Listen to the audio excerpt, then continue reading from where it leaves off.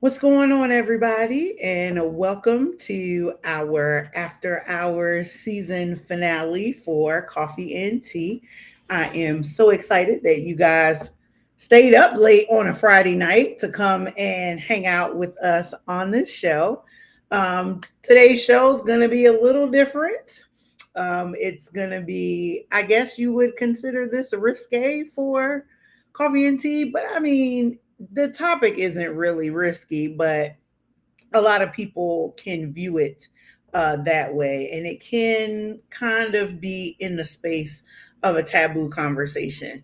Um, like the post has said, we're going to have a pretty intriguing conversation about the taboo world of sex and alternative relationships and fetishes. And, because of that topic, we're going to talk a little bit about the whole Diddy scandal and what's going on with that. So I could have had this conversation by myself, but I have friends who are just as crazy as I am. And there's some people that decided to come on board and have the conversation with me. And I didn't want to tell everybody. This was more of a like, let's keep it on the low because it kind of kept with the taboo theme. But they've been on the show separately and together before. One of them is a part of a podcast, and the other one is also a part of the podcast, and she has a tendency to put everybody in timeout. So I just want to bring back my friends Kevin and Viva Gross. How you guys doing? Hello. I'm not lying though. You do put everybody in timeout. She's like the unofficial moderator for our podcast, which is crazy. Fact. So bear with me for a moment because I am working with a new camera, ladies and gentlemen, and I have not completely set the software up. And this thing got me looking like I am Kunta Kinte dark, and I'm not. I'm dark, but not that dark. So I have to get the ring light in a little better position here. So just bear with me. I apologize. I'm a little bit more professional than this.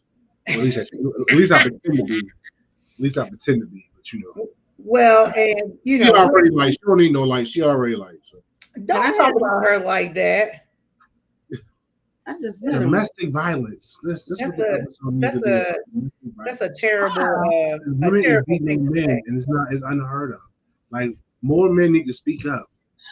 You know what? I will not let you talk bad about my friend today. Okay. All right. So, but again, guys, go ahead. Today, tomorrow's another day. She said today. So tomorrow's a different day. Go ahead and share. Let us know that you're out there. Say hello. I know this is a little bit later, but again, it's the whole after dark kind of situation. And this show has been kind of like a thing in the making, though it's not exactly what I pictured it was going to be, but it could be a really cool thing to have at the end of every season where there's an after dark conversation. So we'll see how it goes. So let's go ahead and get started with our conversation tonight. And we're gonna start it off, just start at the top, and let's talk about this whole Diddy scandal situation. Now, what's so funny? Nah, because it's taken on a life of its own. Like It really has. Like we gone from as like men, we gone from the pause to the no Diddy era, which is crazy. Like it's the same thing, but now it's just like no Diddy.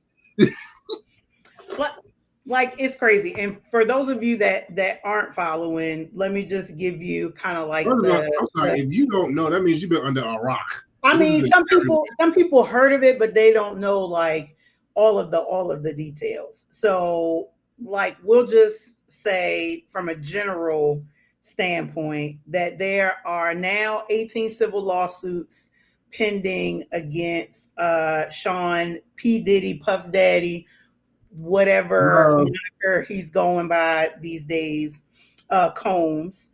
And they range from federal charges of sex trafficking and racketeering to lawsuits of physical assault, I'm choosing not to use the R word just because I don't know if Facebook will shut whatever down.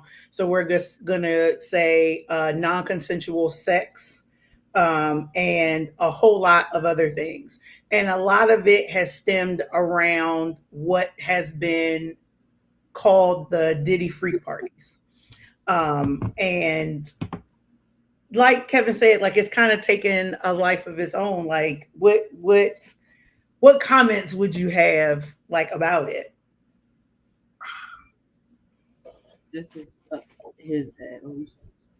It's not just up my alley. You into social media, you into Yeah, pop culture. but I don't listen to rap. Like You ain't that. gotta listen to rap that This has nobody. absolutely, digging. I mean, it has something to do with the music, but Okay. not a whole lot to do with it.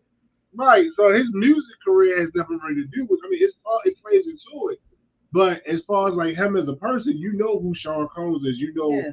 who he's been around, what music he has brought to us out. Mary J. Blige, Jodeci, Biggie, Jadakiss, Mario Winans, a whole lot of people. He just want to share that oneself with R. Kelly. He even brought us some R. Kelly music. Yeah, that's true.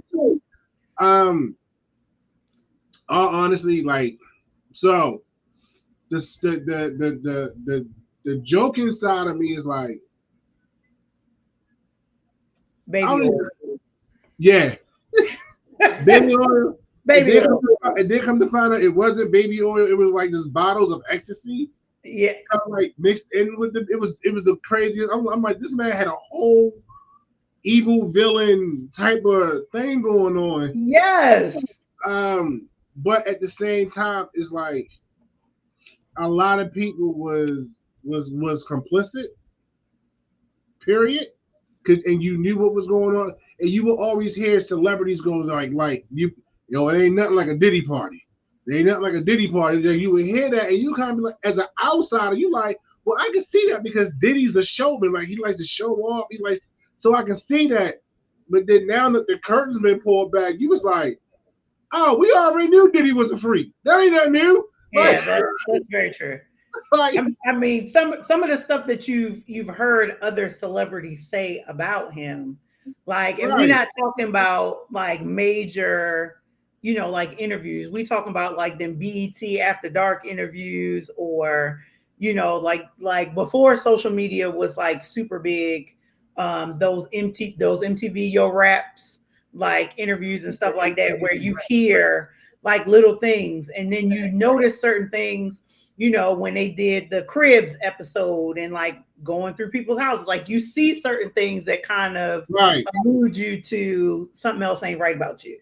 So it's funny you say that because I remember his Cribs episode, and it was like one of his first houses that he had in the Hamptons. So they going through it, and it was a room, and Diddy was like, "Oh no, you don't go in that room. Like things happen in that room. That's the boom boom room." So we just kind of took it as a joke, like, all right, that's his little freaky palace, but not realizing that's really the boom boom room, like. But I think for us as people that's on the outside looking in, it's like, oh, that's crazy. But now I know what I'm about to say is going to be like unpopular, so it is what it is. The fact that a lot of things has transpired over the years, and now people, even beyond the Me Too movement, are coming out. And I really feel like the only reason why this stuff is happening is because of that video that came out with the situation between him and Cassidy in the hotel. Like, and it was no different than R. Kelly. Like, we knew what R. Kelly was doing. Like, it wasn't even hidden anymore at some point in time. It was still just a bunch of speculation. But after a while, when you keep hearing the same rumor over and over and over and over and over, it's no longer a rumor. It's the truth. Yeah. With Diddy, it was never fully confirmation. With R. Kelly, it was confirmation. But then once again, they didn't go at the R. Kelly until the Lifetime unauthorized thing. Survivor R. Kelly came out. Now all of a sudden you want to go at the R. Kelly, which is crazy. It was like, this has been going on for decades. Yeah. And so it's the same thing with Diddy when the whole situation with Cassidy happened. the rumor came out that it happened, but then he went on camera, was like, I never touched her, blah, blah, blah, blah. But then when the tape got leaked, all of a sudden he's got the Oscar winning performance. He's looking like he hasn't slept in days, hands on net. He wasn't looking like P. Diddy. He was looking like Sean Combs from Harlem. You know, just like, I regret my actions, and that's not who I am as a person. Dude, it is. It is. You just doing. I think that's a part of the celebrity of it. Like, and you see it with a lot of celebrities. You saw it with the whole Chris Brown and Rihanna situation. You saw it with the Bill Cosby situation. You've seen it with Bill Cosby's name was a joke. I'm sorry. I mean, but it all stems around the same thing. It's I didn't do it until some video or something or another gets quote unquote leaked, and then it's the apology tour, you know, for 500 days or whatever until, you know, whenever your court case is. So I think with the scandal, it shown us, and it's with every scandal, that it shows us, you know, like certain levels of celebrity, you know, like things happen differently. Oh no, definitely, because all right, you got to look at celebrities. So all right, so since we're talking about music people, right? We gonna talk. We probably could talk about Bill Cosby at some point, because I'm completely opposite. Like I stood by Bill Cosby, and I will explain why I stood by William Cosby Jr. So with Diddy, you got to look at the people that he was around, or people that was around him, I should say. And then as time went on, you start to notice people would separate themselves from him. One of those people primarily was Jay-Z. If you look at Jay-Z, and I know a bunch of people like, oh, Jay-Z, and Jay, if you listen to Jaguar Wright, who is outside her back crap mind right now. Yeah, she is. Jay-Z don't orchestrate all of this. Well, everybody is going down right now. But Jay saw the bigger picture. Jay-Z eventually went, okay, I got to get away from this dude, because eventually the ball's going to drop on him and I can't be associated with him. I stayed associated with him this long for Biggie, and I knew he was going to bring me money. But now I'm at a certain point, I don't deal with him no more. If you notice, you stop seeing him hang around Diddy. Like Jay-Z stopped hanging around Diddy. Certain people, even Fabulous talked about this, and if y'all can find it, it was a Drink Club episode where Fabulous was celebrating his birthday and Diddy showed up. And Diddy make the whole interview uncomfortable. Like, first of all, you weren't supposed to be there. And then he kept saying something Fabulous, like, yo, why you don't want to come hang out with me? You know, why you don't want to come party with me? He was saying real, like, suspect stuff. And Fab was like, I don't want to.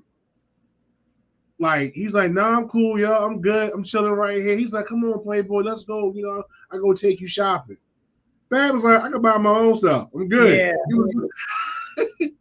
You know, so even you start to watch people separate themselves from these people. So eventually, if you're on the outside looking in, and if you got sense, you got to start paying attention. All right, is everything they've been saying about this guy true, or are they really just hating on him? Because like I said before, if you hear a rumor once, it's a rumor. You hear a rumor twice, it's a rumor. You hear it over 5 times, it may be some fact. It is no longer a rumor, it's a fact. Especially when it's the same. And we don't know anything until, you know, the court of law says that you're innocent until proven guilty. So, you know, at this point, it's still alleged. So, you know, you just don't know. Jenny, no, I didn't see that. No, I saw that, and he almost. What? Yeah, it was kind of weird. Like, I'm not going to use my wife as an example. Please don't. He was kind of like, he had his hand on Tyson's leg at first. No, his hand was like right here, and then his hand went down, and then somehow he tried to put his hand on Tyson's leg. Now, Tyson being Mike Tyson and knowing What like, but Tyson, and once again, this is a person that knows what this guy's associated with. So Tyson kept pushing Diddy's hand away real subtle. And he kept doing it subtle. And all of a sudden, Tyson kind of looked at him like, he gave him the look like, do it again, nigga, watch what happens. Touch me again and watch what happens.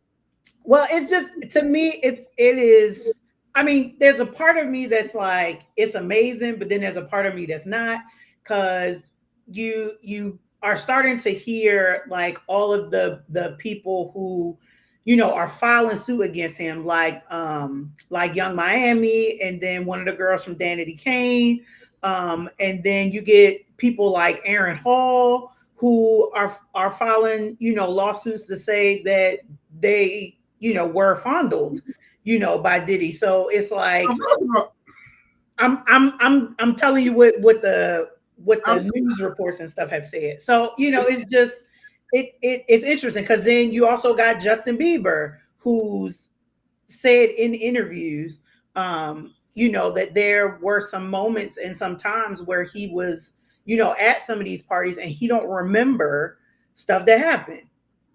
And see, and so here's my thing with, all right, so All about the money. no, okay, so let's talk. Danity Kane and Young Miami. I get that. Aaron Hall, you's a grown man, bro. You're a grown man. You're a grown man. I'm gonna leave it at that. And don't get me wrong. I know there are men out here that have fell victim to SOs, the sexual offenses, sexual assaults. I get that. And those men, I actually have 100% empathy for. And I pray that you get the help, or you got the help to move on.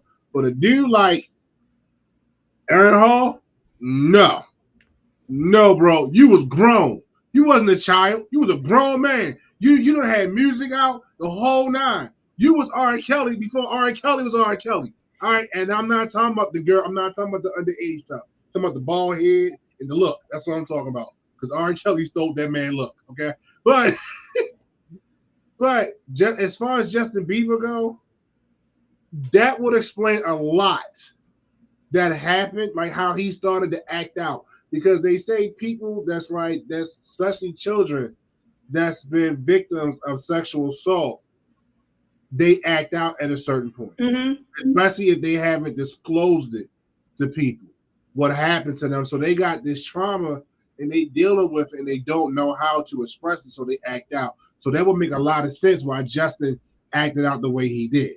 But I think that goes for both children and adults. And I think too that we have to remember that these individuals are celebrities. Like, their life is in the limelight, like whether they are on stage or off stage. So I think to a certain degree, when it comes to sexual assault, when it comes to sex without consent, when it comes to, you know, drug-induced situations and all of this type of stuff, that as a celebrity, just like a regular person, it becomes embarrassing to the individual.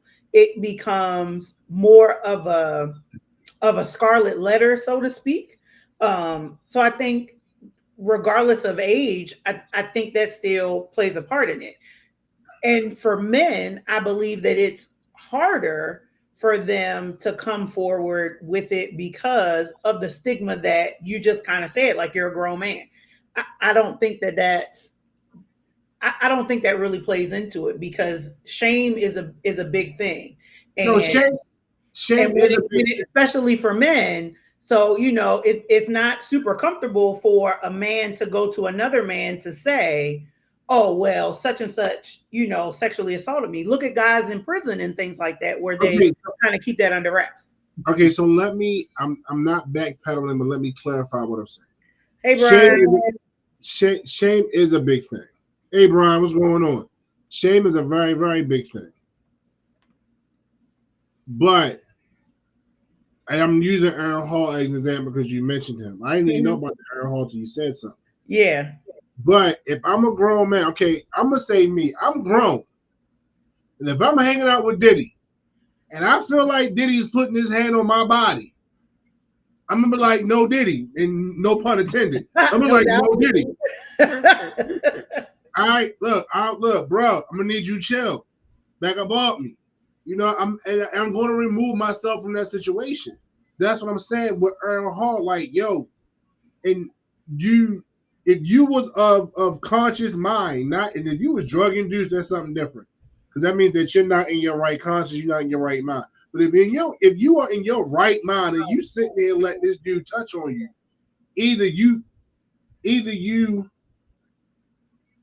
are down with it, or you already got alternative motive. Right. Thank you, Tan. We fighting. Thank you. We fighting. You're not gonna put your hands on me, and it's not consensual. We fighting. But think of it this way, and I really am just playing devil's advocate because I've had a lot of time to think about this. You're talking about Sean Combs. You're talking about a mogul in the music industry.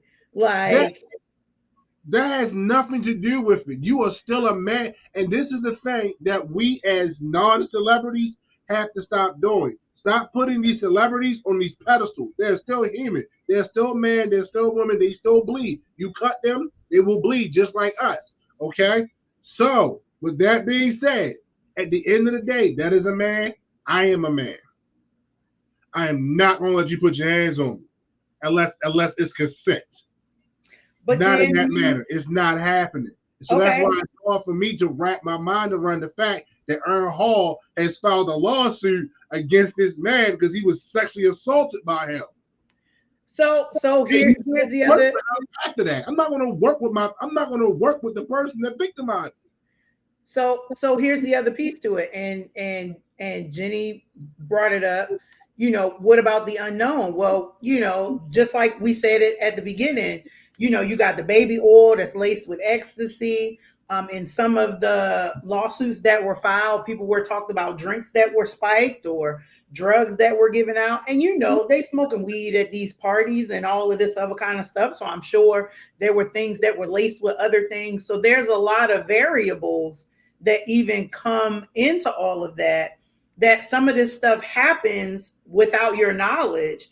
And there's also reports that he's got like a whole library of pornographic material of all of these acts that people have done. So now it gets into the blackmailing and the racketeering that not only is there shame involved, but now I can't really say anything because then it'll get out. I don't know. And like you said, maybe because I'm not in that situation, but I just know me as I am now. Yeah, I'm not going for that. And it's no amount of money that's going to make me not. I don't know. I feel like even if I had that kind of money, just the way I was raised and the integrity that my father instilled in us, instilled in his sons, nah. No, I'm sorry, just comment. No, I saw, Brian. I thought, right, thank you. Thank you, bro. If I see $1,000 a bit, hey. First of all, like what's happening? Right. First of all, let's say we at the studio, right? This is a bottle of baby oil, ladies and gentlemen. You know you can't see that because it's green. Oh shoot, okay. So this is a bottle. This is not green. You still can't see it, which is crazy. But it's a bottle of baby oil. Okay, I got a bottle of baby oil in my hand, and I put this bottle of baby oil like right there. My first instinct as a man, like, what is that for? Because as a man, there's only 2-3 reasons I use baby oil. For my baby, or my actual baby, or my skin, or if I'm with my lady. I already put baby oil on before I got here, bro. And my kids are grown. And my lady at home. So why you got this baby oil out? And we know, right? And we know it wasn't baby oil because it was lace, Brian. You're absolutely right. It was lace. But you still got to pull that bottle out. You still got to go squirt, and rub your hands together. Nah. No. There was somebody that said, I can't remember who it was. First of all, you're not going to get that close to me, baby, to put baby oil on my body. You're not. Because like I said, you walk next to me with that Johnson & Johnson. What you doing with that? What you doing with that? But a lot of people were saying like you get some celebrities that He's have the been reason why asked, Johnson & Johnson never went out of business. It wasn't a baby powder, it was a baby oil industry. right? But some people have been asked, have you ever been to a Diddy party? Like blah, blah, blah. And some people are like, well, yeah, I've been to a party, but when such and such left, I knew it was time for me to go. Like it might have been Anthony Mackie. I'm not sure. It was somebody. No, it was Anthony Mackie. It was Anthony Mackie. He was like, when Denzel left the party, I knew it was time for me to go. That integrity had left the room, is what he said. So that's why I was like, when people was like, oh, TD Jakes was there, I was like, well, was he there before or after the shenanigans began? Because if he was there after the shenanigans began, then that's a problem. If TD Jakes was like, nope, I'm out of here, because everybody else is rolling, because certain people I know is rolling out, I'm rolling out with them. But at the same time, it's like, why was TD Jakes there in the first place? Facts. Facts. Like, sir, that's not. Don't get me wrong. Like, we have people up God have a right to party. People up God, but even beyond that, it's a limit. Let's take it a step further. Like, Jesus went into all the places where all of the people that needed him was. So Jesus, in the crack house, in the whorehouse, all that kind of stuff. So I get that. But there's. But Jesus ain't staying in the crack house. He ain't staying in the whorehouse. Like, he came, he visited, he left. He ain't party with him. He came and prayed with him. He laid hands on him. Jesus is like, what was he laying hands on though? Like that's the piece. Like I'm talking about Jesus. I'm not TD Jakes. Oh, okay, all right. Yes, this was the comment I was looking for. Like people knew what was happening. So here's my other thing. Like, that's what was put up there. Here's my thing though. Like and I'm gonna go back to Brian's comment. Like people knew you knew when you got invited to a Diddy party that it was gonna go left at some point. Why would you even put yourself with whatever level of celebrity you had? Why would you put yourself in that situation? So I'm gonna be honest with you. This is how I kind of knew that Diddy parties was crazy or not to be spoken of. It was Ashton Kutcher. Ashton Kutcher was doing an interview and Diddy was with him. And they was asking him how was like, they was like, yo, so you've been to a couple of Diddy parties, how was it?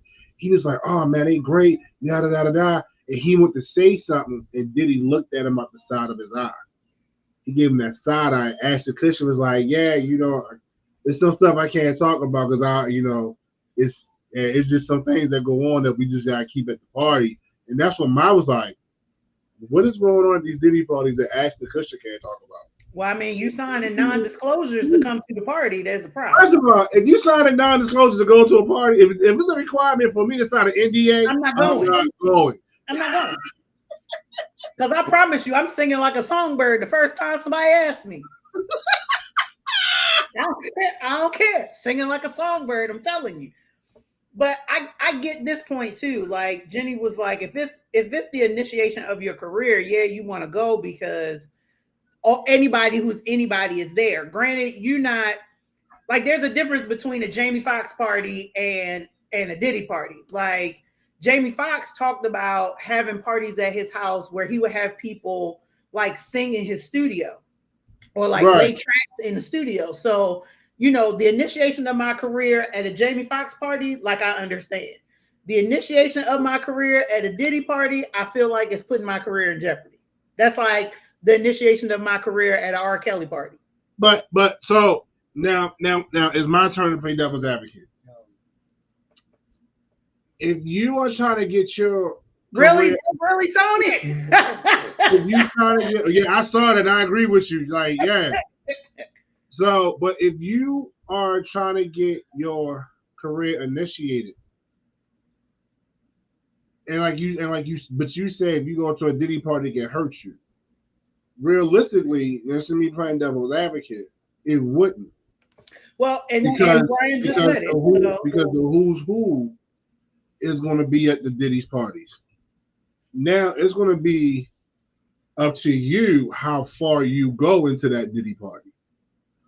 What morals are you willing to compromise, if you have any morals, to get yourself to that level? Because at some point, it's always said that in the entertainment industry, you sell part of your soul. Facts. So how much of your soul are you willing to sell? Right. Like Tammy's correct. You have a choice. So, but I know that Jamie Foxx still has a lot of the same connections that Diddy has. But I know that Diddy party is going to be liver than Jamie's party. So it's still going to put me in contact with the same people. I'm still, if I don't drink the punch or let nobody come near me with baby oil, I'm going to have a great time. And when it's time for me to roll, I'm going to roll. I'm going to get out of there. Yes. Yes to this comment. If Farnsworth Bentley ever opens his mouth, it's over. Yeah. It's a done deal. You're not going to find him, though, but yeah, it's a done deal. No, but it's a reason why Farnsworth has been living in Atlanta peacefully, married with children, and still has a six-figure income. There's a reason for that.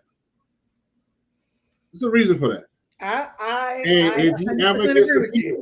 If he gets subpoenaed, it's over for Diddy. Because Farnsworth Bentley is the gatekeeper. Forget all the evidence that y'all might have. Yeah, he was. He was unalive at a Diddy party. But yeah, they're Farnsworth, I feel like, holds all the keys. He does. Because like Diddy's I guess we'll consider like the personal assistant or whatever, like she's been subpoenaed. His bodyguard, a couple of the bodyguards have been subpoenaed because they've shown up in a lot of these. The names have shown up in a lot of the civil cases. So honestly, I'm surprised Farnsworth's name hasn't come up yet. I think there's some, and I think I heard somebody say this, like he's been away from Diddy so long that they may not say anything to him because they may feel like when he was around, it was the beginnings of it versus where he got all the racketeering and the sex trafficking. Yes to this comment too. No, but has she though? See, this is the problem with Jaguar Wright. She really has though. Yeah, I can't say it's always legit, but when it came to him, her story's been pretty much the same. So, but I give you that. I give you that but I still feel like a lot of her stuff is comes from out of bitterness because she never got the career that she thought she should have had. So now she's just attacking everybody. Yeah, and there may be some legitimacy to that, but at the end of the day, it's kind of like what you said at the top of the show. If somebody's been saying the same thing about you year after year after year, is it really bitterness? Is it really untruth, or is it facts? Right. And when it comes to her, yes, I can understand that there could be some bitterness there, but she's pretty much said the same thing about him forever. This is also a possibility too. It's very possible. So, but it was it's just going to be I don't want to say it's a gift that keeps on giving because none of this is a gift. But I feel like as we get closer to the May 5th trial for him, that a lot more stuff is going to come out. Like I've seen some stuff, and social media, you have to take everything with a grain of salt. The way people can fabricate stuff these days is crazy.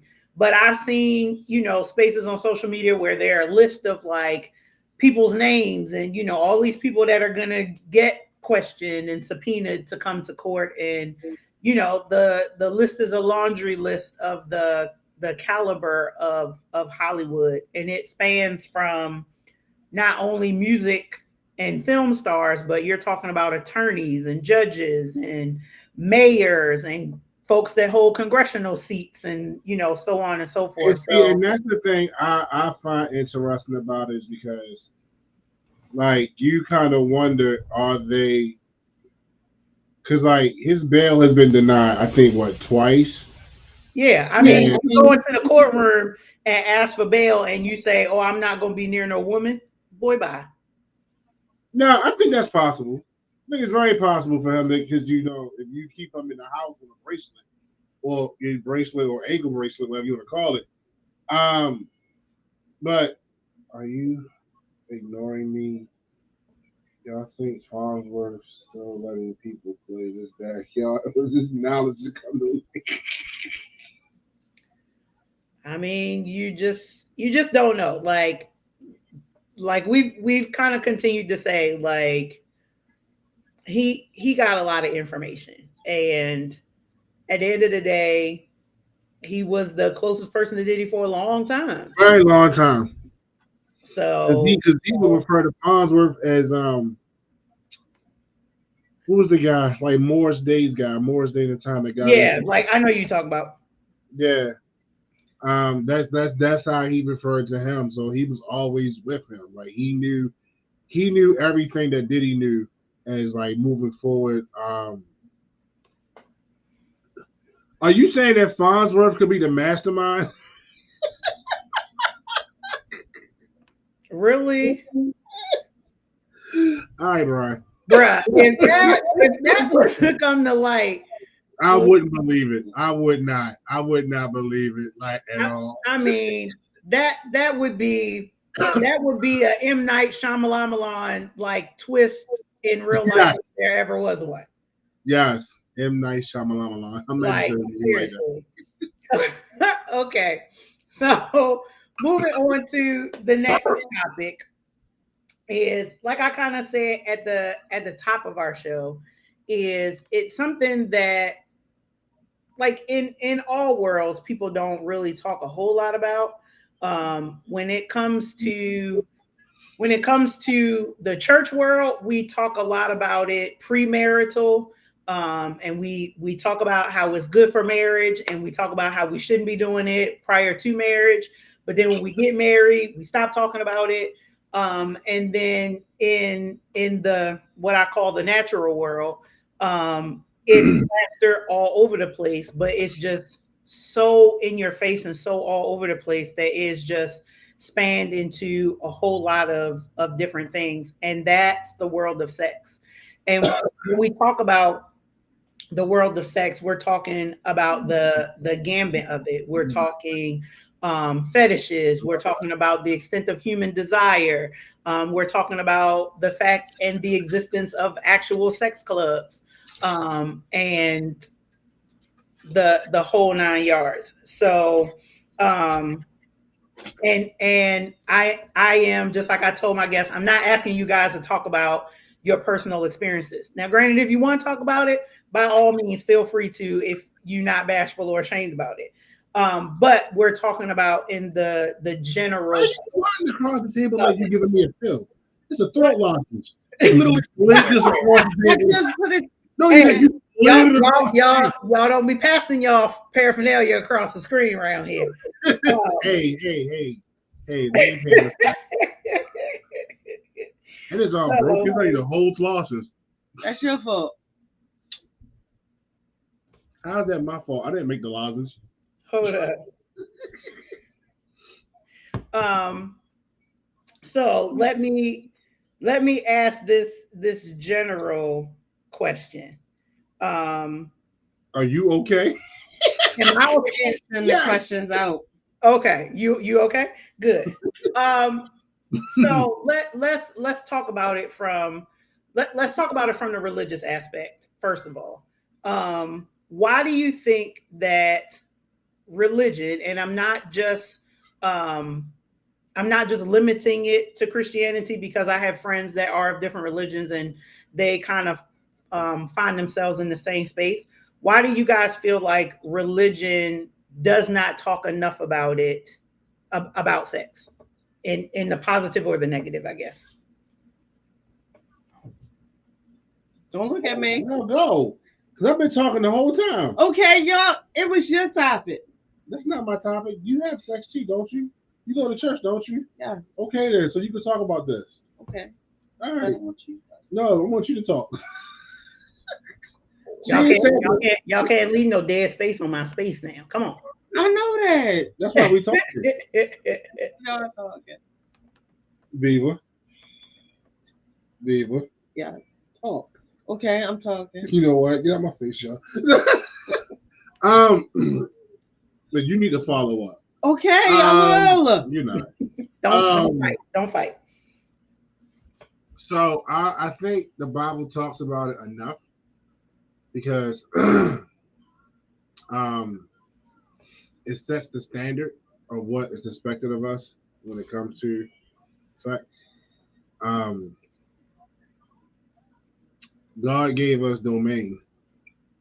Like when He gave Adam domain, He gave Adam domain over everything, and it took. And I've actually like learned this recently that when He says go out and create and people think that's just for us to go out and make babies, but He gave Adam Eve for a reason. Mm-hmm. That was just so like that was his mate, that was his rib. That's why she completed him. And the Bible says that when you lay down with a person, that's your husband. So that's why when Jesus met Mary Magdalene, and He asked her, "Are you married?" And she says, "No, I don't have a husband." And I'm paraphrasing here, people. He said, "No, you have many husbands," because she was a whore. She was a working girl. Let's say that she was a working girl. Okay.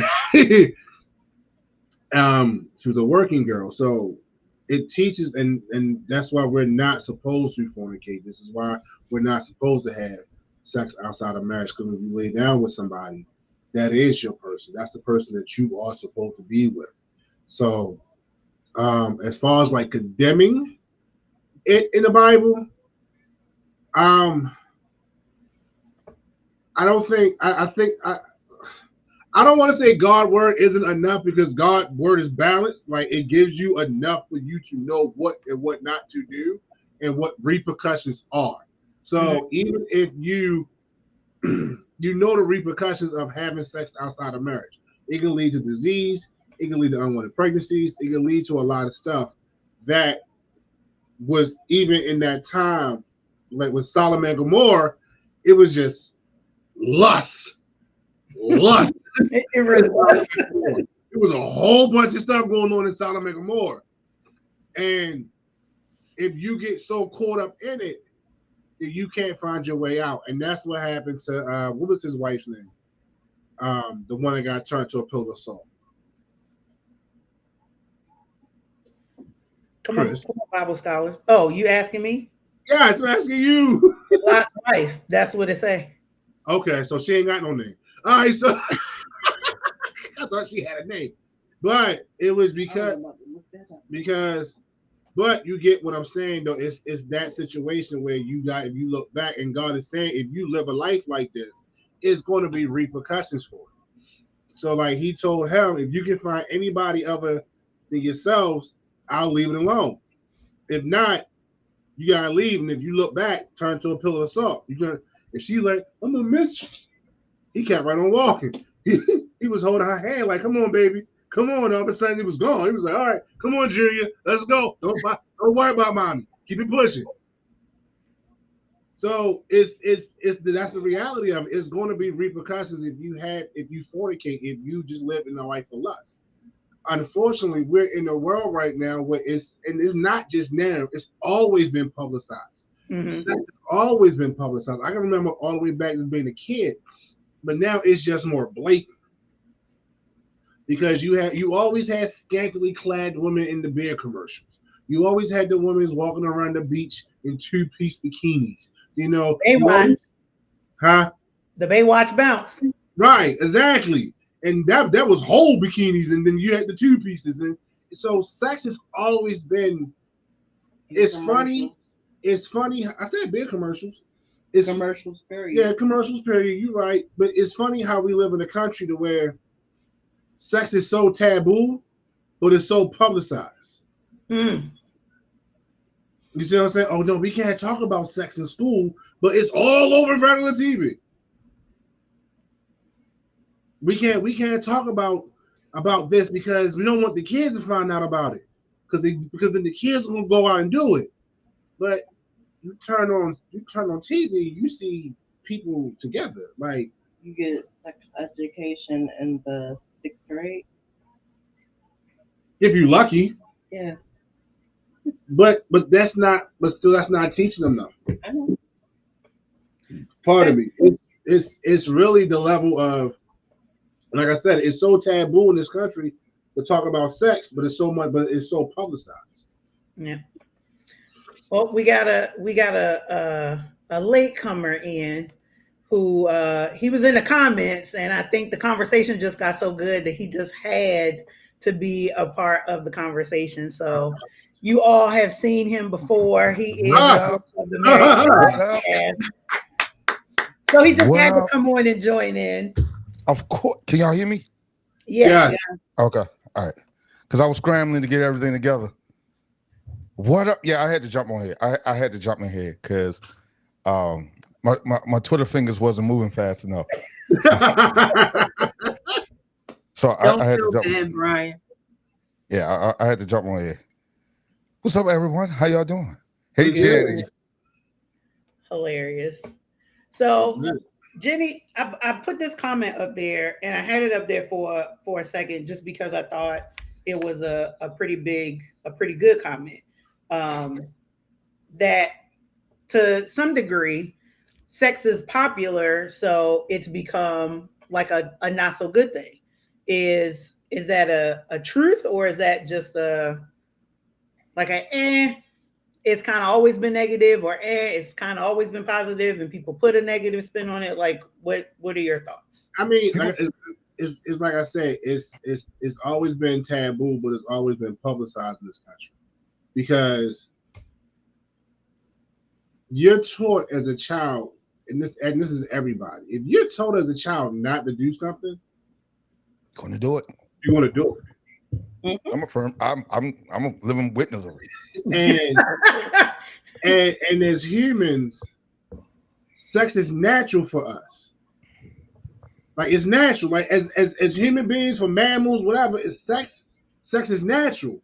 So at some point in time, I can't speak for girls because I'm not a girl. I've been around girls, but I know for me as a male, it's like I go from she a girl to that's a girl. Oh shit! You see what I'm saying? Real quick, you don't know how it happened.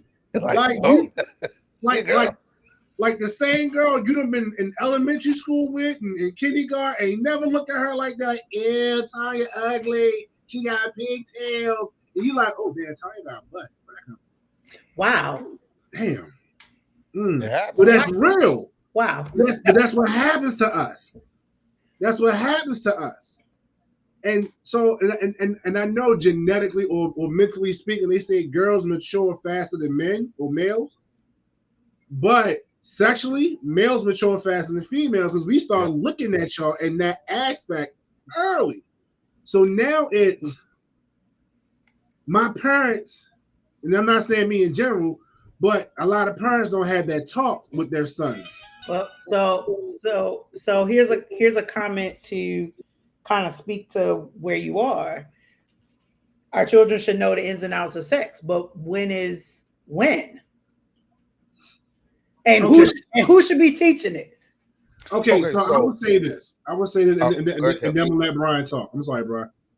My ex-wife, who I was completely against, because her mother had to talk with her when she was like 8, 9 years old, something crazy like that. And I made the name up. I don't even know anybody named Tanya. I was just picking a name. And my wife know her husband was a whore at one time. I own it. Look, Brian. I know stories about you, bro. So I need Bruh, you. we're not. Whoa. Wow, Whoa. shots fired, sir. We're not even going there. No, you ain't gonna look at me like that, bro. Act Wait, like you squeaky wait a minute, clean. Kevin. You No. missed this. You missed this whole comment right here because I saw that. No, I saw that. That's why I was saying my wife know I was a whore at one point in my life. But don't be bringing up nobody else past, sir. I'm just saying, don't give me dirty looks though. So got love for my brother. So when we had our son,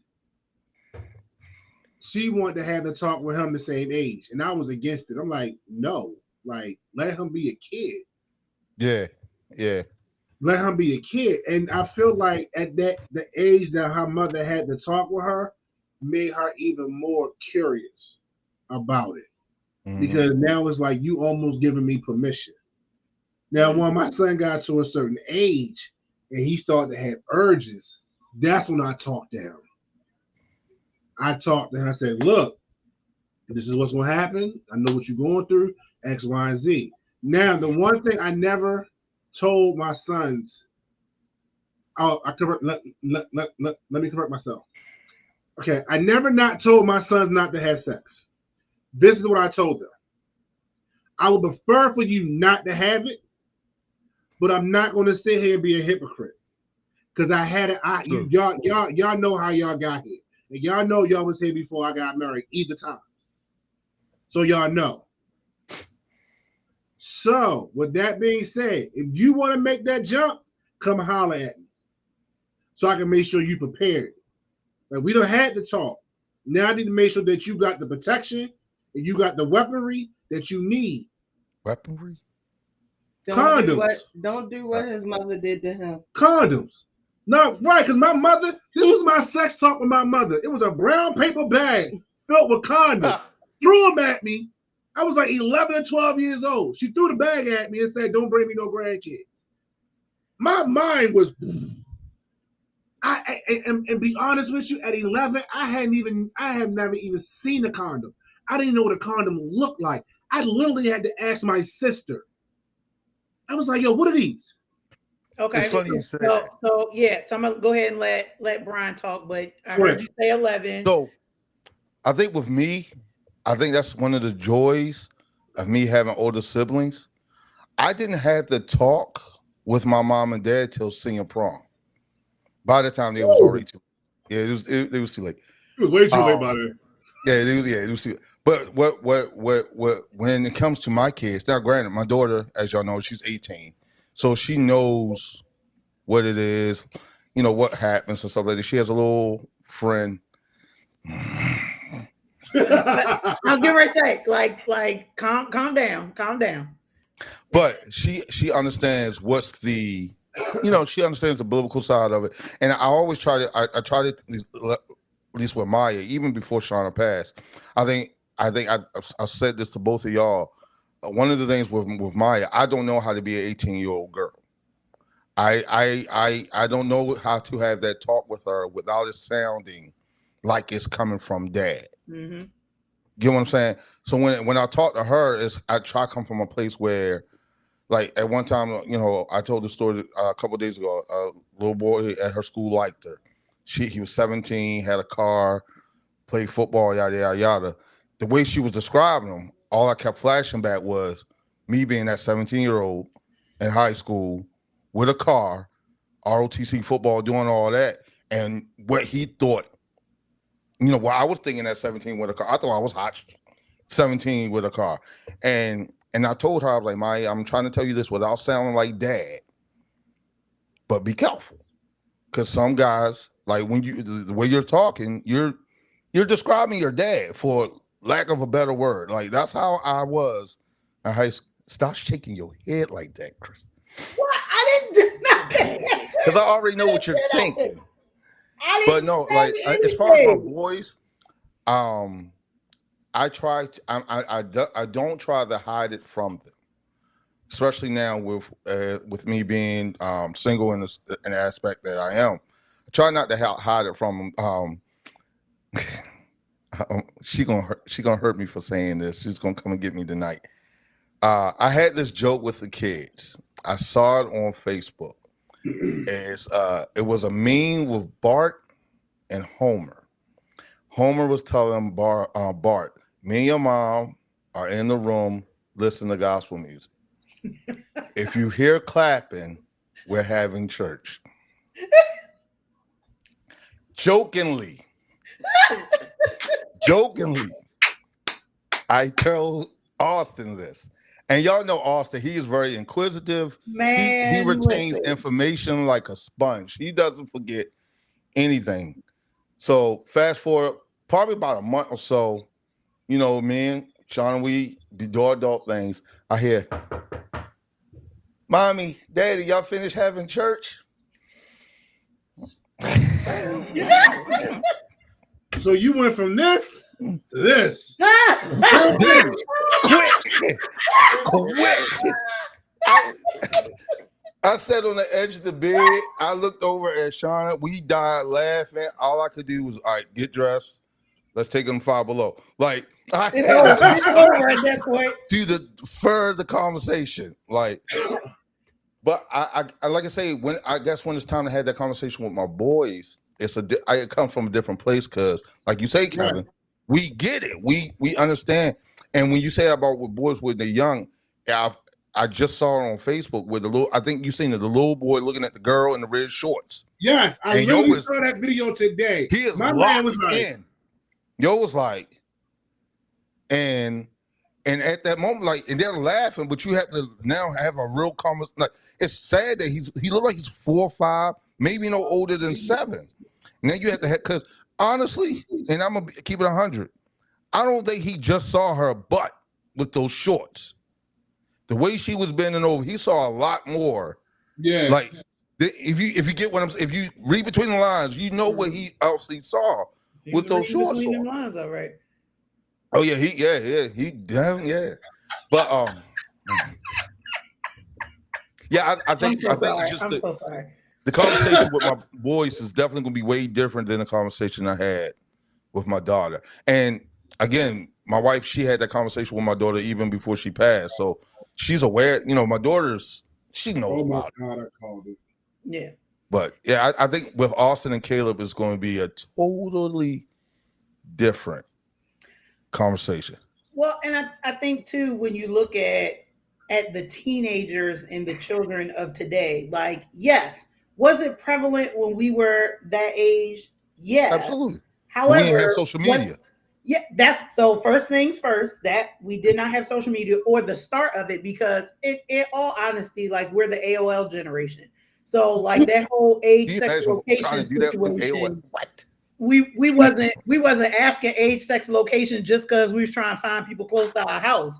Like, we knew what we was asking. ASL was real. ASL was real. Right. You came in the chat room talking A/S/L, like, facts. So it's not like there wasn't curiosity, there wasn't, questions, and it wasn't prevalent, but now it's so in your face, like, to the point where, like, you had it in the cartoons, but now it's overt in the cartoons, where you have to say, like, it's what age range are children supposed to be watching cartoons? That's why I don't allow my boys to watch SpongeBob, because I think in some parts SpongeBob is overly sexualized, and the kids don't get it. But as adults, you're like, whoa, wait, whoa. So here's the thing, right? You speaking of cartoons. Now, I used to get criticized for this. My kids and I used to watch Family Guy every Sunday religiously. And I know there were jokes that were so inappropriate, and my kids didn't get them. And my son Damon and I was having a conversation the other day, and he was watching these old episodes of Family Guy. And he was like, there's a lot of jokes I did not get then that I get now.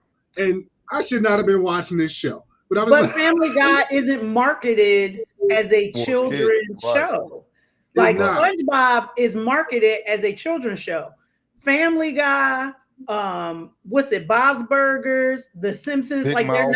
they're not children's shows. So of course they're gonna have more adult themed kind of situations and things happening. 'Cause I mean, Quagmire, for crying out loud, Right. Giggity. a full-on whore, like to the 10th degree. And he's a whole what you call it? He's a gigolo. He's a gigolo. No singing. So you know, you're not gonna get certain things because that ain't geared towards your age bracket. But you're Right. talking SpongeBob. Yeah. I mean, That's like saying the gummy bears. Ren and Stimpy was infamous for it. But Yes. Ren and Stimpy again was not a children's Yeah, cartoon. I got it. Ren and Stimpy came on 4:00 in the damn afternoon. That was On what MTV though. Huh? On MTV. How many Yeah. 6, 7-year-olds you know was watching? I thought Ren and watching Stimpy came on. MTV. I thought Ren and Stimpy was on Nickelodeon. It was. But it was Nick at Yeah, Night. that was It on came on Nick at Nickelodeon. Night. But Yeah. it was Nick It at was- Night. It wasn't regular. This was 4:00 in the afternoon. I would come home and see It Ren was and Stimpy. Nickelodeon. Look, It was Nick at Night. I'm gonna Google It it. was Nickelodeon.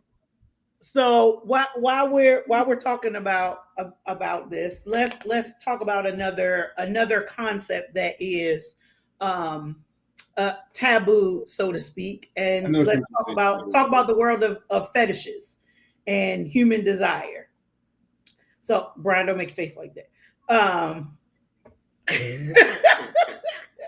So again, here we have what is that? Why are we so close to the camera? So because you're listening. So when it comes to fetishes, there is a laundry list of things that are considered a part. See, that's what you get, Kevin. A part of the laundry list of fetishes. So you have BSDM, you have I'm what sorry, they what? call furries, you have What? huh? I don't know none of these initials. Furries. You're gonna learn today. Okay, so if you don't know what furries are people who enjoy sexual acts in those big furry like Mascots. costumes.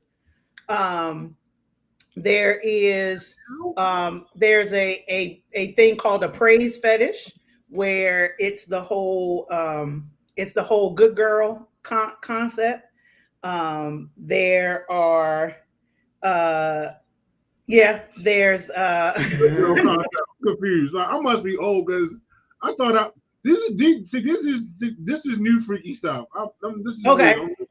So in the world of fetishes, if you have absolutely no idea or you're a novice when it comes to fetishes, you are considered what they call vanilla. Means that That's so white as hell there. you're just very much into sex the traditional way that it happens. Yeah, I'm a little Then freaky, you have then you have the hunter. I don't know, but just What? like a fur baby. So then you have the hunter. There's another term for it, but if I say the term, y'all not gonna understand it. So there's the hunter and the prey. I think that's pretty much self-explanatory. Yeah, Okay. pretty much. There's a baby fetish, and to me that just it borderlines on crazy. And you'd be surprised. Let me be very specific that it's not people desiring to have sex with babies, but No, these are people that dress up like babies, dress up like diapers, babies and or pads. dress up like children. You'd be surprised. It's the same people that want to get spanked. Okay. Yes. So they're not the same people, but that's another fetish. There's a spanking fetish. And the list goes on and on. I mean, there are people who enjoy getting choked during the act. There are people who are into sexual asphyxiation. It just goes. I'm asthmatic. Don't be. It just kind of goes on and on and on. And I'm picking this comment just because it stood out to me. And you would think that No, it's this not. comment It's would be Peanut, it, you'd be surprised. but you would be surprised. It is not racially specific. Peanut, I'll call you later. And I'm gonna put myself out there just because, you know, it's my show and I can say that. No, don't do that. I went to like a seminar that talked a lot about this. Yes. No, it was not a seminar. It literally was a seminar. Don't do that. Don't do that. Don't do that. It literally was there live examples? Was there live examples at this seminar? No, there were no live examples.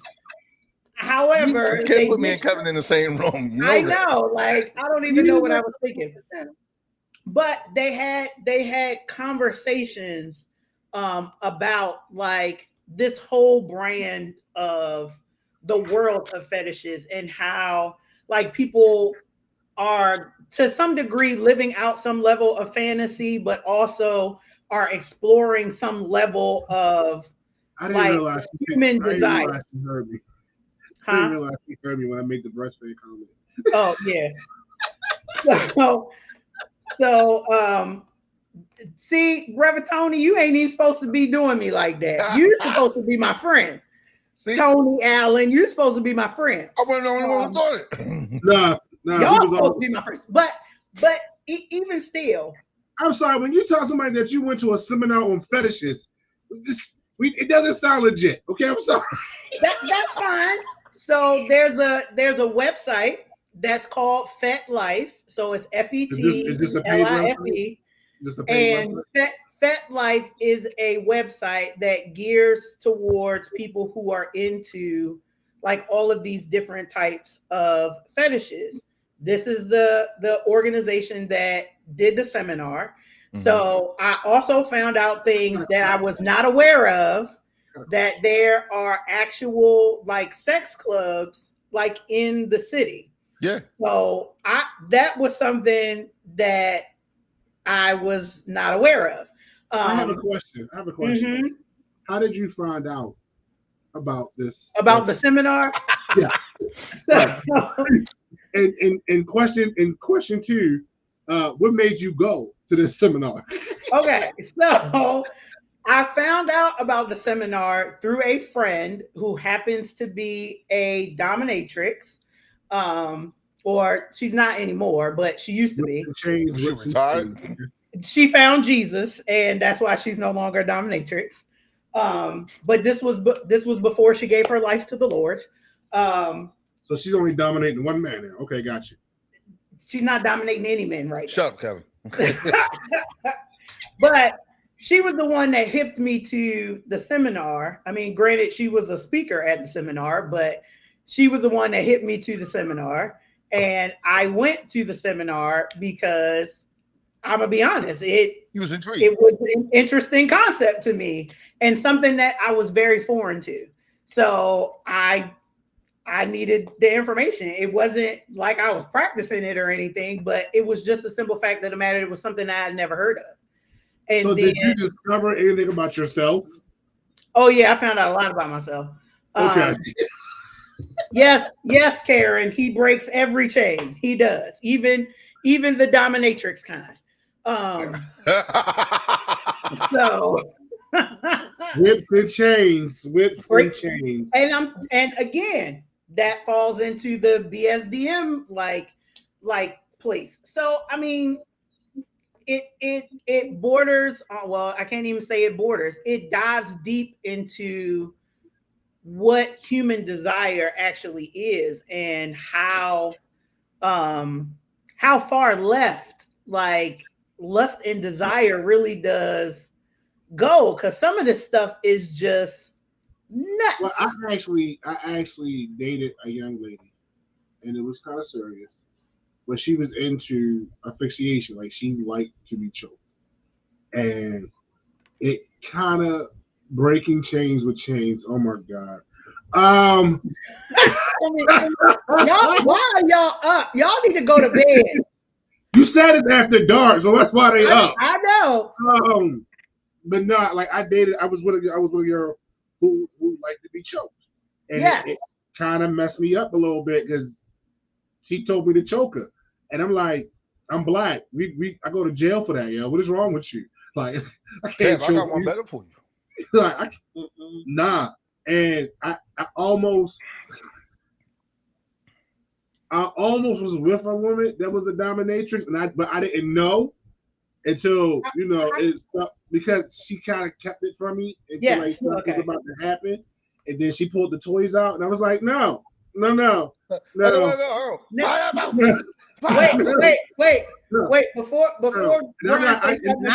Before you do that, before you say that, now what's the difference between like a toy, like a vibrator or something in the bedroom? Oh no, she had like whips, she had harnesses, and I was like, no, like first of all, any black person that is down to get whipped, you are insulting every ancestor that you have ever been played with. It ain't got nothing to do with ancestry. No, it do, because that's deep rooted. That's deep rooted. That's one. Two, I used to get ass whoopings as a kid. I got beat with straps and belts. No, I'm not catching PTSD in the bedroom. Right. I can't have flashbacks in the bedroom. That's the safe space. Okay. What's the safe word? Right. I should not have a safe word in the bedroom. No. Some people do. Yeah, and I'm not built for that. You can have fun. Go ahead. Nope. Talking about gay. Yeah, because I mean, you said you had the one chick that liked to be choked. I was dating with this one chick who wanted me to bang her in her kidneys while I was hitting her from the back. What? Like she wanted me to Mike Tyson her. Like she like hit me. I did a little tap. She's like, no. I can't. Throw punches. I was can't. Like, yo, you can literally rush somebody get me doing that, yo. Like, wait, what? You want me to do I what? I can't. Like, nah, I gotta go. I'm like, because I hit you wrong, then I'm on the next episode of Law and Order SVU. Right. or you do something wrong and she end up with some bruises or something on her midsection. Right, like you got internal bleeding. Right. Like, no, I'm good. But you know what? I agree with the comment that I think you called him Pastor Tony. Deacon Tony. Deacon Tony. So no, he's right. These fetishes have been around forever. But because of social media and because of the world that we live in now, they're more socially acceptable. That's just like if you went to Amsterdam in like the 80s and 90s and even the 70s, all this stuff was going on over there. They had the whole red light district. Yeah, right. They had whole clubs. Right. So, but that's one thing I was saying before, how in America sex is so taboo, but it's so publicized. So we try to have it both ways, but the reality is we can't. Either you confront it for what it is, and as Christians, it's hard for us to address it because the reality is some of us is freaks.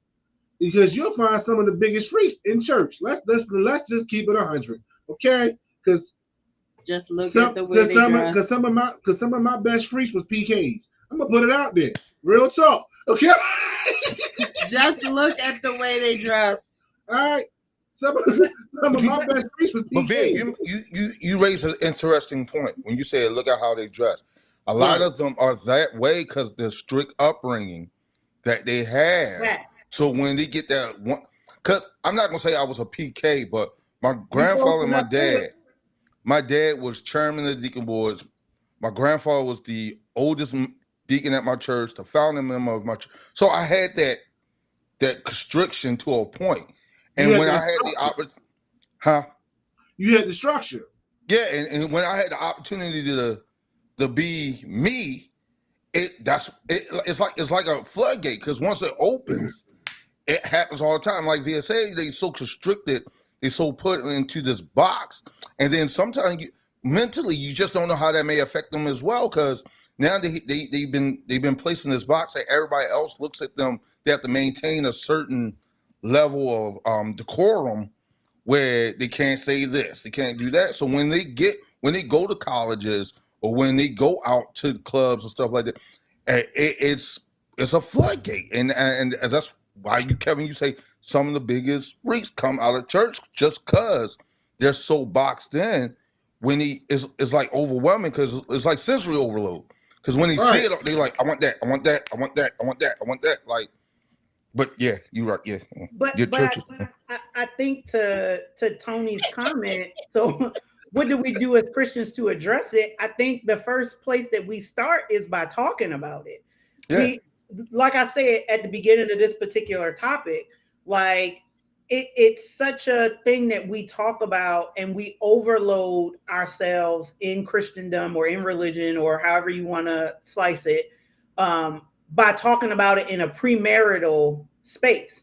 And we say, don't have sex before marriage. And we ostracize sex before marriage and make it a very bad thing.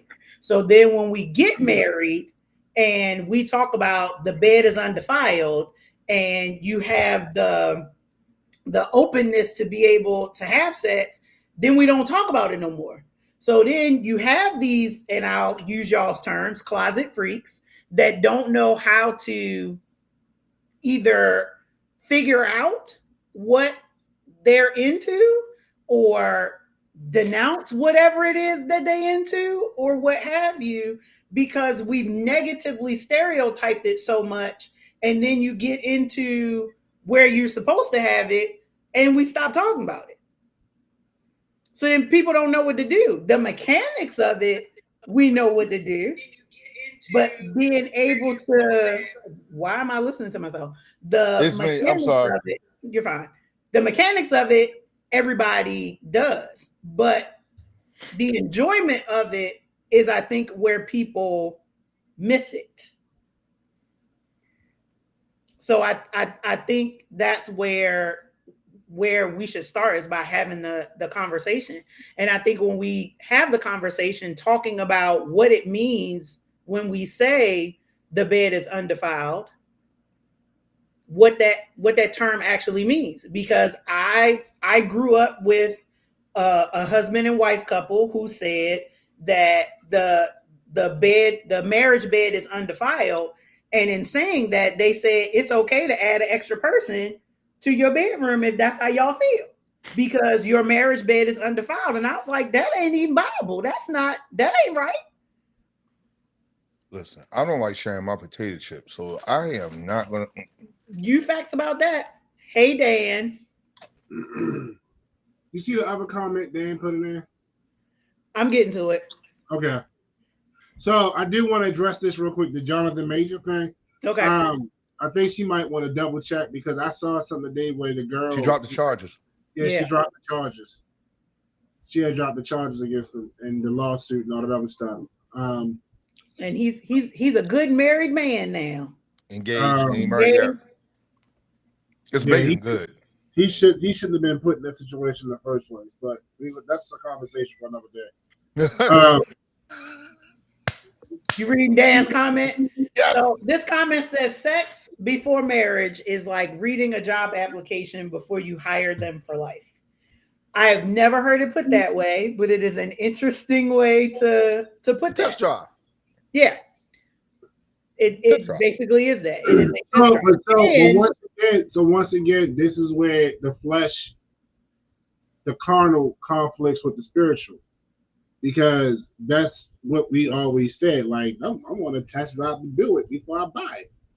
I want to taste the milk before I get the cow. Like, that's what we think. But in the spiritual realm, we're not supposed to test drive it. You ain't supposed to crack the seal on that sucker until it's your wedding night. True. But it also ties into what Chris was saying. Like, what if I'm not? What if I'm just not into her sexually? You see what I'm saying? I get married to you, and then we just going through the motions because it's natural instinct. It's no pleasure there. Look at the show. And let me say, I'm not saying that right. Like everybody having sex before marriage. Let's not. No. We're not endorsing that, but I get even on in. Shut up, Danny. Don't finish your statement first. They're going on punishment. You know, so now you want to talk. She been here the whole time when they say that. Look, I love you. No fighting, children. Mr. and Mrs. Gross. We can put y'all in timeout. We're gonna put y'all in time. Her. She need to be put in time out. I ain't doing. Can you shut up? Shut up, Captain. Shut up. So while y'all are working through y'all marital issues, this comment that Francine put up, choice, save or unsaved. We use the excuses of church or PK kids or whatever it is. It's a choice of flesh, whichever absolutely. way you look at it. Single, married, whatever. Like it is literally choice stuff. And I agree with that wholeheartedly. It is choice. Like God gave us free will. Like the one of the things He left Adam and Eve with, other than domain over everything, He left them with free will. So at the end of the day, it's still our choice to stay celibate or not to stay celibate, or to wait until we get married or not to wait till we get married. But at the same time, it's human nature. We're always curious. Mm-hmm. That's what drove Eve to eat the apple. She was curious. So even in the realm of sex, it's a curiosity there. Am I going to enjoy it? Am I not going to enjoy it? It's just the type of thing that I'm into. What if I am into fetishes? What if I'm not into fetishes? What if I meet a girl and she's like, I want you to put my head in the pillow until I'm almost unconscious? Am I down for that? You know what I'm saying? But I mean, the piggyback on what Jenny said, she's like, because sex has become so popular. And that's an interesting, because people now use sex as a social status. Yes. They use it as as a bargaining chip for other things. Like people use like case in point, look at Kim Kardashian and Ray J. They had a whole sex tape. She flipped it into $1 billion industry. That's crazy. If I knew, never mind. I'm not even gonna say what I was gonna say. Don't. But I'm just now people use sex as such it's so passe. It's not even sacred to certain levels anymore. People like you again with social media. You literally can't go on some social media sites and not see that. Like I had to delete X off my phone because the minute you open it, I don't want to see that. So go ahead, bro. I'm sorry. Go ahead. No, go ahead. So I had to do the same, not delete X, but I literally had to go and change my algorithm on my Instagram because every time I would open Instagram up, I'm even seeing BBLs or twerking. Like for the love of God, okay, I really had to change and just start looking up other stuff to change my algorithm on my Instagram because it was just like, what X? Oh, shut up. I'm reading Danny's comment. I'm sorry. I guess what Danny say now. I'm not doing that. But finish your statement because there's a comment here that I really want to get to. Oh, but to agree with Brian, like as soon as you open it up, my bad, baby. As soon as you open it up, it's TNA all in your face, and like, all right, at some point you gotta go. All right, enough's enough. Like, but this is the world we live in now, where it's so socially accepted. It's and like I said, it's really, realistically speaking, it's almost not taboo no more. Even though I said it was taboo, the reality is it's almost taboo. Yeah, and I think it's almost not taboo anymore. In certain places it is, in certain places it's not. Right. Like in Mormon country, you ain't seeing no more. You're not going to Arizona or over there and see that in those certain parts. But if you go to just over in Vegas, or LA or Houston or Atlanta, it's regular. Yeah, we're not talking about Atlanta. So I just wanted to point out this comment that the pre-test drive doesn't always predict the post-test results. That is true. You could. I pre-test a lot of cars and didn't take them home. And in all honesty, some people in the pre-test phase need to be recalled. So, Kevin, you all right? You okay? It is what Brian said. I understand, and I'm quite sure there are some people in everybody's life that has had a test drive that can say that some people who you've test driven, their cars need to be recalled. Yeah, So, she was a zip car. She was a rental. and All right. again, So some I'm people sorry. some people need their oil changed because You and Danny- the pre-test You was and terrible. Danny need to stop talking to one another because you and him literally just said the same thing about the recall. I'm just letting you know that. All right. As soon as you mentioned something about recall, it popped up. That's all I'm saying. Y'all need to stop talking to each other. All right, y'all off limits from now on. Okay, 6 months off limits. Just now. Don't appreciate that. Danny, I'm so done. I'm so done Show with me this. the Carfax. I'm so done with this comment. Yeah, yo, Danny, I'm with you. Show me the car. But Brian, this is the point that I was trying to make earlier. You did a show on body counts. Body counts, yes. And for some people, like body counts it's a trophy to be able to say, like, this is my level of experience. And it kind of fits into this comment. Like, we can sit across the table and I can be like, what's your body count? And you could tell me you slept with 100 people. And for some people, that body count is way too high. But for some people, it's not high enough. So, you know, people are out here wheeling and dealing when it comes to like bedroom stuff. Sense of the word. Yes, in every sense of the word. So, you know, and some people share this this comment too, is that it's good before you get married. I don't allow. And then it's okay once you get married. And I think there's two sides to this comment. Sex is good before marriage because it's something that you shouldn't be doing. Yep. And when it's something that you shouldn't be doing, everything that you shouldn't be doing always feels good in the moment. Yeah. And then when you get married and you have the license to, you know, be bunny rabbits, you know, or whatever, or, you know, swing from chandeliers, then everybody want to be quiet. They want to retire. Yeah, everybody want to retire. Yeah.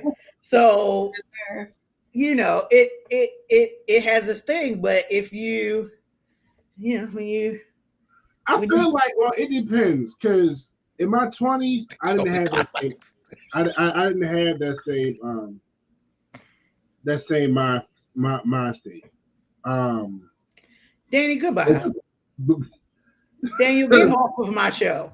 And that is my partner. That's the crazy part. This is my co-host. I'm not even going out there. I mean, he ain't 100% wrong. No, he's not, but still. Danny, we could do a show. You don't want to do a show with him. No, I'm not. No. You do not want to do a show with him. It is some things in the world that should never come together. Hilarious. But when I was in high school, yeah, like late middle school, high school, yeah, like that was on my frontal cortex.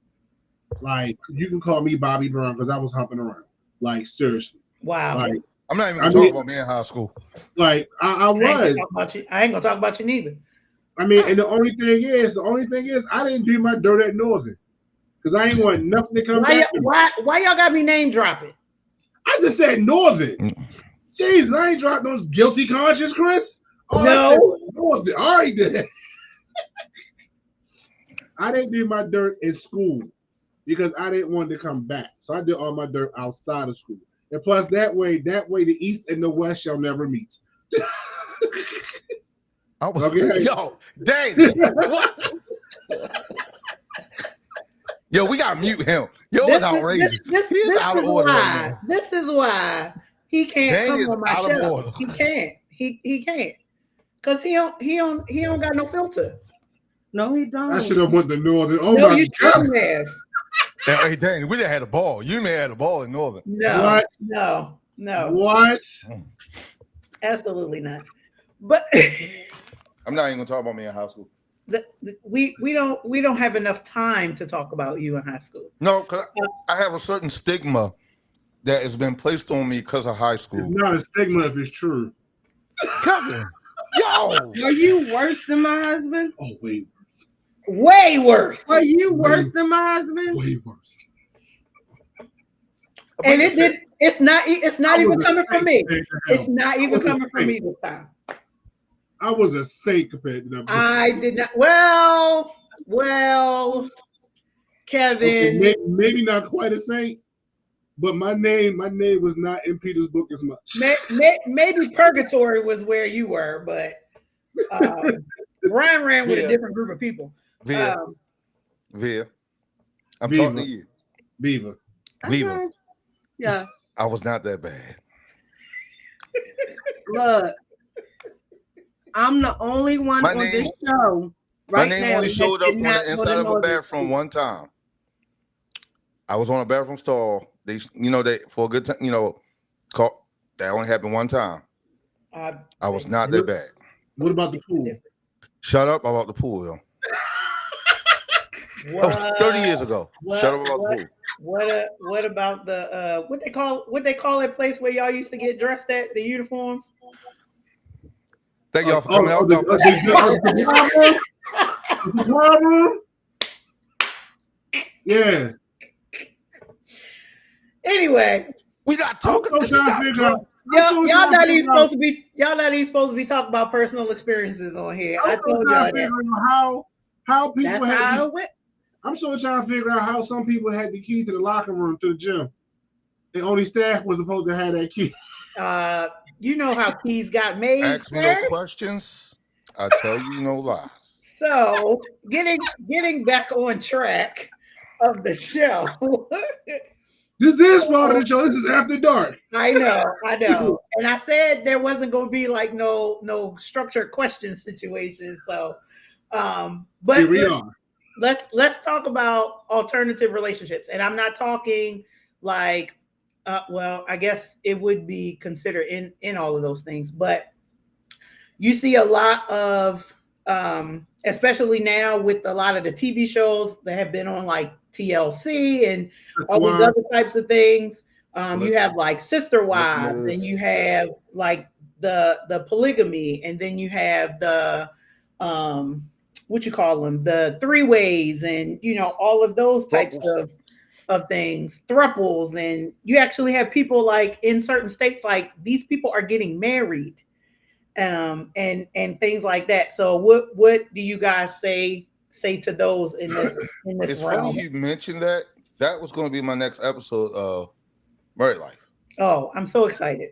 That's going to be my next episode about Married Life. Me personally, I have nothing against them that does that. If that's what you do, that's what you do. Some people do it for emotional support. Some people do it for financial support. It's not white people ish. It's not white people ish, DJ. It's not white people. That's the word, polyamory. Yeah, that too. Some people do it for ego, like, and some do it for to make up a lack of something. Jesus. And but yeah, I have nothing against those that do it. Now, if that's something, like I just said, I don't like sharing my chips with my kids, so I'm not gonna share my taco shell with nobody else's. Wow. Like I'm not that, like, once I'm married with you or married, then if we're dating or just seeing, that's a different. But if we're married, I'm married to that person. But for those who do it, yeah, I don't judge you. I don't not what it is you do. Take that off the screen, Chris. Take that off the screen, Chris. I couldn't help it. I could not help it. Yes, taco shell. Thank you, Miss Jenny. Thank you, Jenny. Taco shell. I couldn't think of nothing else. I was looking at a Taco Bell bag. My bad. There you go. I guess for me it's more of I'm trying to understand. From a biblical standpoint, that's what people use all the time. Like, David had a lot of wives, and Solomon had a bunch of wives and a bunch of concubines. What testament were they in? Again, and it's not that you don't see anywhere in the Bible where God condones it. You don't see him say, you know what? Guess what? Y'all did a good thing with your 300 wives. So I'm I'm gonna go ahead and I'm gonna bless that. I That's couldn't not keep up with my what one we see. wife. How am I keep up with 300? Facts. You see that God does not interfere, That's not a headache I'm built for, yo. but Ain't enough Excedrin in the world for 300 wives. It's barely enough for I mean- one. Yeah, I said it. Yeah, I said it's barely enough for one. and that's what a lot of my guy friends say. They say I couldn't deal. It's hard for me to deal and to give myself to one woman, Love you. let alone me thinking giving myself to another. Now they do make the distinction between And that is marrying fine. one woman and then having sex with multiple women. Yes, We're not- one urchin in the front row.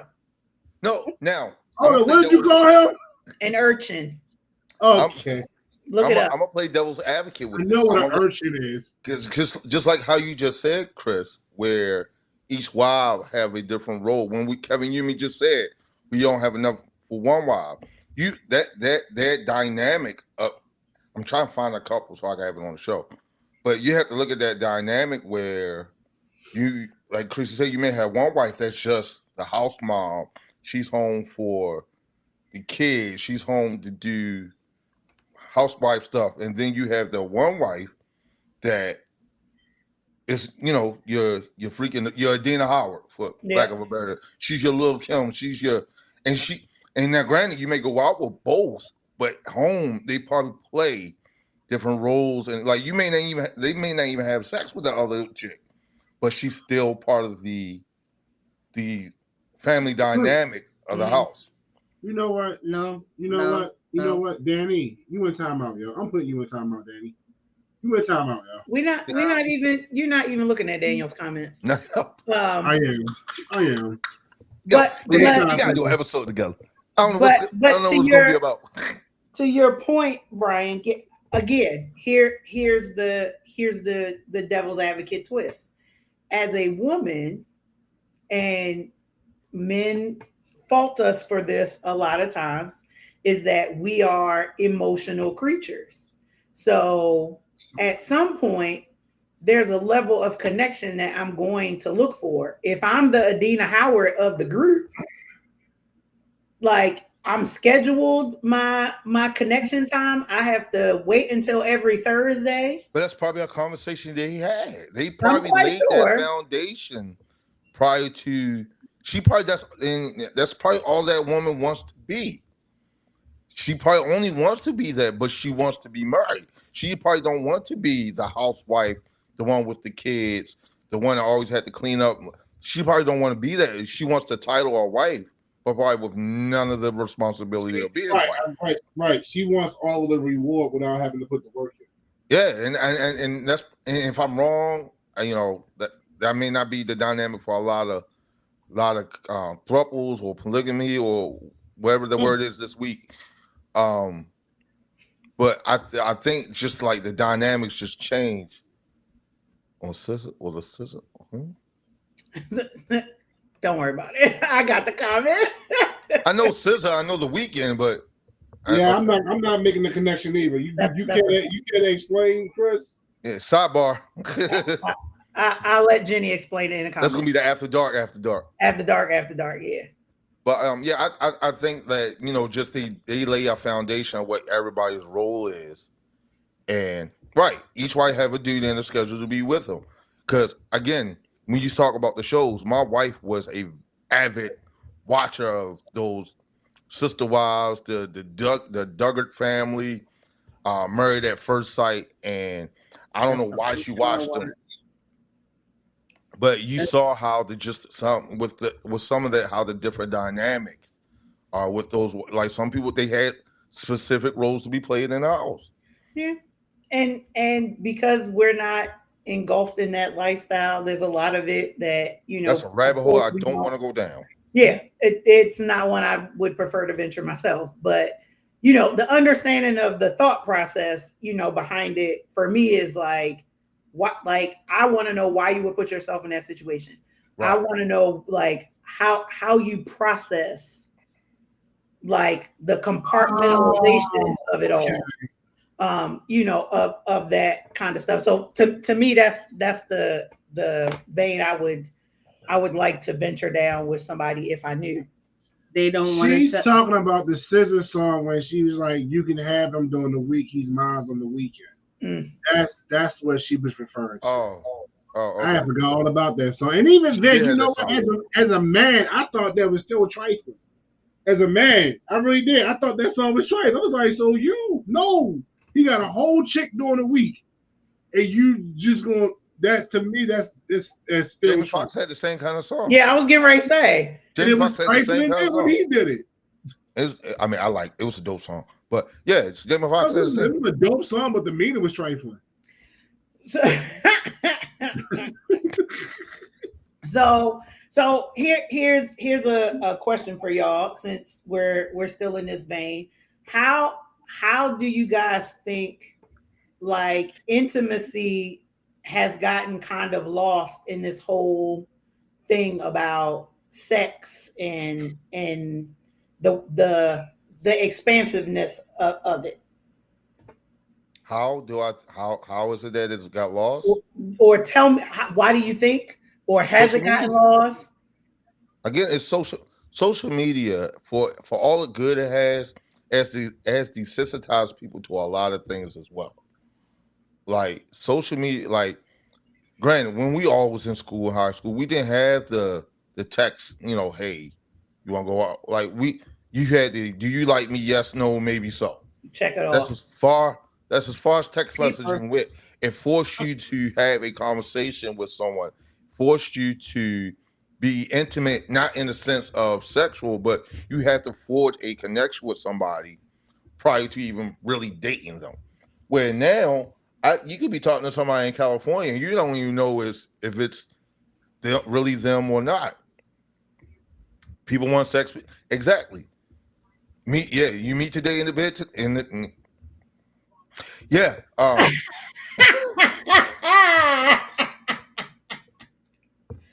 I like that. Jenny, but we are older than you, so you have to remember that we did not have cell phones in high school, ma'am. We had pagers. We had You barely pages. had pages. I had a pager. I had a pager. Now, I wasn't supposed to, but I had a pager. I had a pager and a car phone, so. How you get? Never mind. I was gonna say, how you get a car phone? I didn't have none of that. Well, my black Bonneville, it had a car phone. Yo, go sit down somewhere, y'all. I didn't have none of that. Go sit down somewhere, Brian. Talk about you had a first of all, only people that had cars at Northern that wasn't faculty was drug dealers or kept kids. And I know you wasn't a drug dealer. So I mean, do you really know him, Kevin? Do you really know him? if I know his parents, my parents made sure I was Butch and Barbara Johnston made sure Brian and Anthony Johnston wasn't on no bus. Look, don't bring your brother up here. He can't co-sign or defend himself. Where he at? You about don't. But Yo, I'm Kevin, getting attacked. I'm getting jumped. You are not. Who's jumping? Oh, Kevin jumping on you. I ain't jumping on you. Even still, like again, do I think social media plays a piece of it? Yes, but I also believe that because people have involved themselves so much in sex before marriage, that when you get married, because you know the mechanics of it, that you don't understand what intimacy You're working backwards. Yeah. You're working backwards. Yeah. Like some people are intimate after they got married.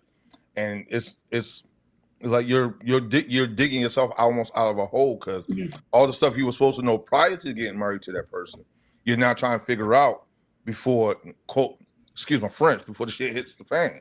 Yeah. And I think that's one of the things that I credit with the fact that me and my wife knew each other and our families knew each other prior to us even thinking about dating. Granted, we knew each other, but we ain't know each other. And that allowed that level of intimacy. So when we did finally become husband and wife, it was like, and everybody asked me, like, how did it, like, to me, when me and Shauna got married, it was like, I didn't say much change, but it was almost like a natural progression because we already was I ain't gonna say we was already doing married. I mean, we were. I You already had were. a son. I already had a son. Yeah, I We was was gonna say, like, yeah, we already had Austin.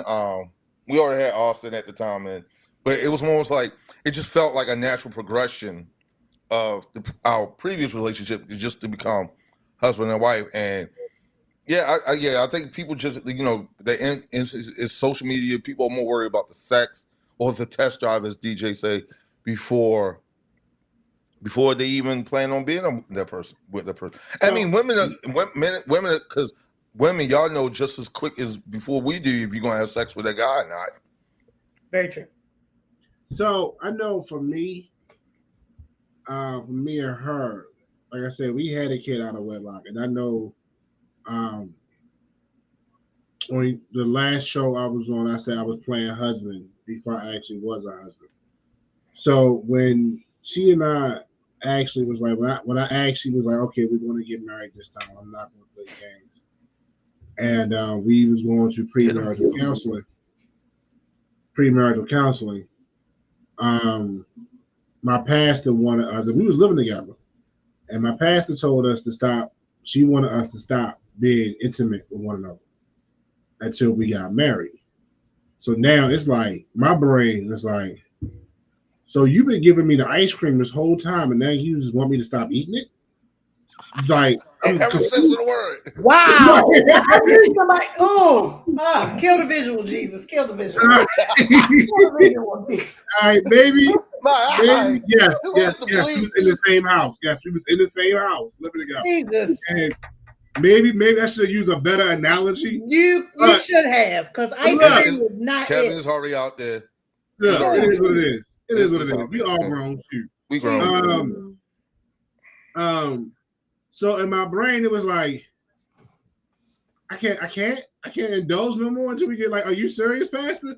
And she was serious, but it got me. It allowed her and I to get to know each other again. Yeah. So when we did get married and we was able to consummate our marriage, it was literally like the first time. If that makes any sense, it was literally like the first time. Yeah. Because we had, and it wasn't like because we had went without for so long. Your brother said, "What did I walk into?" Because we had went without for so long. Anthony, I had a better appreciation of her gift. Your brother brought you up, and I said that you were not here to either corroborate or defend yourself. That's what you walked into. I just mentioned his name one time. Go ahead, Kevin. I'm sorry. He needed his help though. So, but Anthony say, "Lick your ice cream." He just texted me. He say, "Lick your ice cream, Kevin. Lick your ice cream.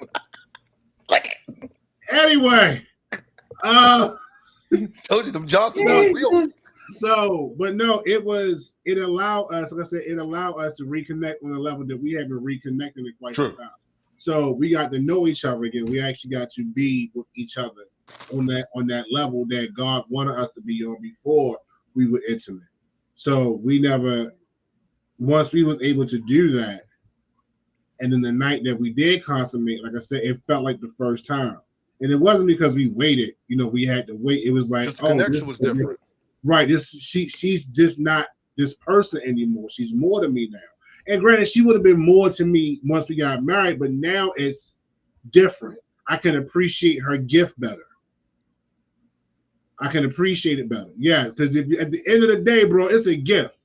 Like, and I don't think a lot of men realize that, like, it's a gift. When she give you that, it's a gift. Yeah. Because she can say no in a heartbeat. Like, now am I giving you this? And then you just by yourself. Yeah. Right, exactly. It's love and not sex. And when you young, you think you know what love is because you got emotions, but you really can't tell the difference between lust and love. It can be an expensive gift. You're absolutely right, Anthony. It can be expensive. He said, "Welcome to the show, Anthony." No. That's a lie. I say I'm the expensive one. She's the sensible one. If y'all look on our Amazon wish list, all the high end stuff is me. Yeah, Because it I like is. gadgets. I like toys. So all the high end stuff is me. I My don't know wife if you is want to simple. use the word No. toys in this conversation. I'm talking No, about gadgets like no. Yep, right. Yep. Just Kevin, stop while you ahead, No, sir. he is the expensive Oh. one. DJ equipment, podcast equipment, televisions, video games, stuff like that. That's Legos. what I'm referring to. But Look, like I knew you was said, getting ready to pull it out because I was like, it's got to be right there. no, he is the expensive one. But he also says I make him spend more money back to back to back because it's December, it's Christmas. January is my birthday. February, Valentine's Day. Then you skip a month. No, 2 months. May, Mother's Day. I don't get hit back until Father's Day if I'm lucky, and my birthday in October. Yeah, I got one better for you, bro. December 21st is my son's. Christmas is 4 days later. My birthday is 24 hours later. I was getting ready to say. I got a little reprieve in January. February 1st, my daughter's birthday. February 2nd, my wife's birthday. February 3rd, my sister-in-law's birthday. February 14th, Valentine's Day. Right. So, but you name it. I'll be so glad when taxes come. But you naming everybody. I'm just naming her. All right, because my daughter's birthday is in December. Then I got Christmas for the whole family. Then I got her birthday in January. Then I got Valentine's Day. No, you forgetting the oldest one. I said February. No, you saying KJ's birthday. February. If you Somebody go let time me out finish again. my dear, February is our oldest son's birthday and Valentine's Day. Then we jump to April, which is my other son's birthday. Your birthday is next week. Your birthday is next week. My other son's birthday in April. Then we hit May for Mother's Day. So we still don't get back to me until June. And then after June, it's July, August, September. We don't get back to me again until October. Okay, so getting back to the concept of the conversation, since y'all talk about birthdays. This is a gift. I mean, look, she talking about she expensive. Go ahead. Do you believe that when it comes to the concept of sex in relationships, now of course we are more swayed to sex in marriage, but you know we're talking about the general consensus at this point. Do you think communication plays a big role in what you're into, finding out what you're into, what you won't do? Absolutely. You know, all of those types of things. And when do you have those conversations? You gotta feel it out. It's levels. Like for the sake of conversation, I can't have the same conversation with you about sex that I did when my wife was living. Like you're two different people, and you just have to gauge how that person reacts to certain things. Like again, with social media now, you could Peanut at the beginning, just off the break. Hey, what are you into? Do you like to be choked? Do you want to be punched in your kidneys? That's a wild story still. Punched in your kidneys, yo, I can't. But I think it just depends on the person. But communication, as with anything, is key. Like you have to know the kind of person you're dealing with, or the kind of person that you're literally going to lay down with. Like, yeah, I have to know what you're into, what you're not into, and things like that. Yeah, see, I'm with. I like Jenny. Jenny is hilarious. Yeah, I'm with Jenny and that's kind of like where I was going to go, because you could be into stuff, and I think it's almost kind of weird to ask in the beginning, like you like, hey, so before we what kinky stuff are you into? You know what I'm saying? It may be a little bit of a turn off. But at the same time, if you like in the beginning and you getting involved and everything starting to thrive and you pull her hair, she look back at you like, what you doing? Then not to pull her hair. Okay. But that's what Jenny's saying. Jenny's saying that as you are in getting ready to get involved, that's when you should have a conversation. But Tammy is saying, like at the beginning of the relationship. Yeah, I think you should have it before. I think that's a conversation you should, like, especially if you know that this relationship is leaning towards y'all eventually having sex. You have to ask, like, all right, so what are you into? What's your nose? What is the one thing you won't do in the bedroom? Because But I don't think that's a question that should be asked at the beginning of the relationship. not so much at the beginning, but right. if, I mean, like, if I'm if talking to you in January, Relationship? by February, No. March, we should Yeah, probably have that. if I start seeing you in January, and like you said, somewhere maybe around like the end of February to March, and we know that it's serious, we have decided that we're going to be monogamous to one another, like you are mine, I'm yours. That's cool. Now it's like, hey, and you just can't bring it up. I think it has to be introduced properly. Yeah. Like you But just also, can't be Kev, like, it depends on who you talking to. Some that's people, right. some That people are everybody more has- upfront with it. They like, again, if you know that now it's different between a chick you're just gonna be smashing just because that's what she's for. If you know that I could call this person and I'd be like, I'll be there in 20 minutes and here's some kids in beds and bottles on then you have that conversation. You can have that conversation early in the relationship. But if you know that this is somebody that you really want to chill with or you really want to be down with, you pace yourself with it. Because and sometimes the person may even initiate it well before you do. Like they may say something, you're like, so what is it that you don't want to do? You want to do, or like it's a case by case. You can't really give a specific timetable on when to do it because as they say, what's good for the goose sometimes not good for the gander. Like what may work for that person may not work for this person, and vice versa. So, like, I think there's no real way to put a timetable on it. You just got to fill that person out. Like sometimes after the first or second date, you probably already know what kind of relationship or how this conversation or how future conversations with that person is going to go, and then you just follow suit from there. But if you know off the break that, all right, this is what it's going to be, this is what we're doing, then you could have those conversations. But yeah, you have to fill that person out. Like you can do it at the beginning if that calls for it, or you do it 3 months later if that calls for it.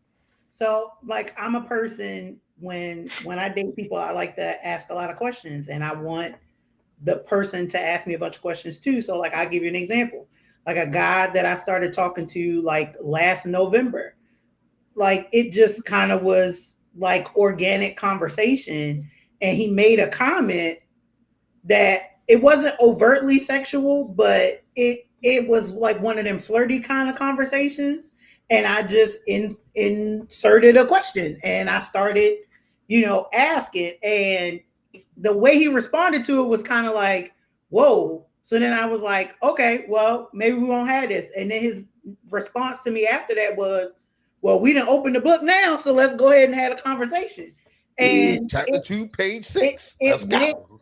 It went into it because, again, when we talk about dating and we talk about compatibility, I ask questions for two reasons. Number one, I'm asking to actually see where your mind is.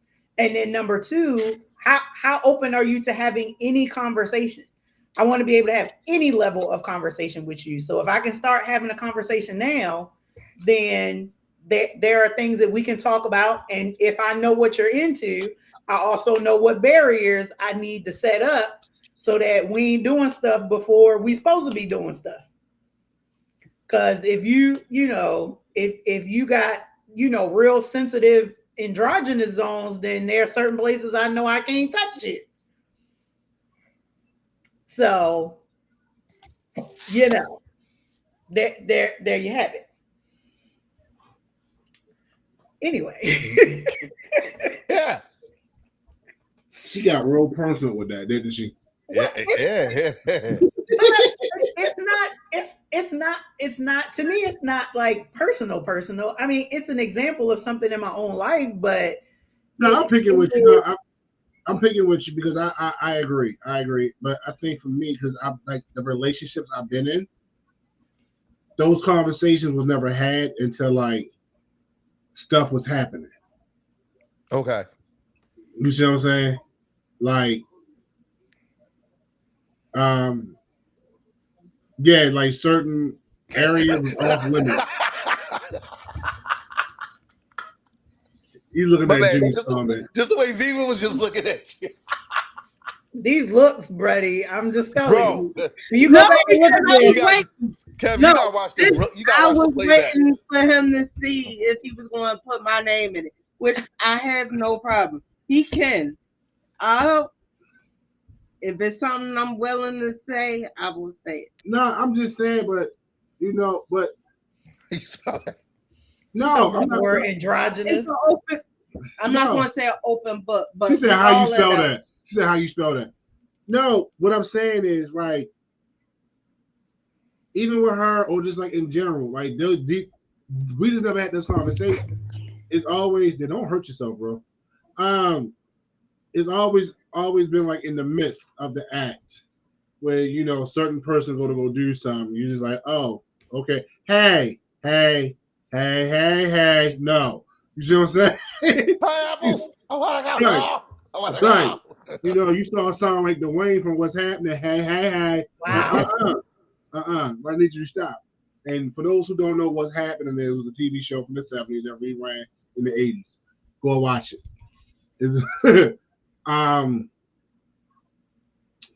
So yeah, for me, it was never. I've never had those conversations. It was always, and if I have, it was like joking. You see what I'm saying? Like you with the girl, we playing around. It's like,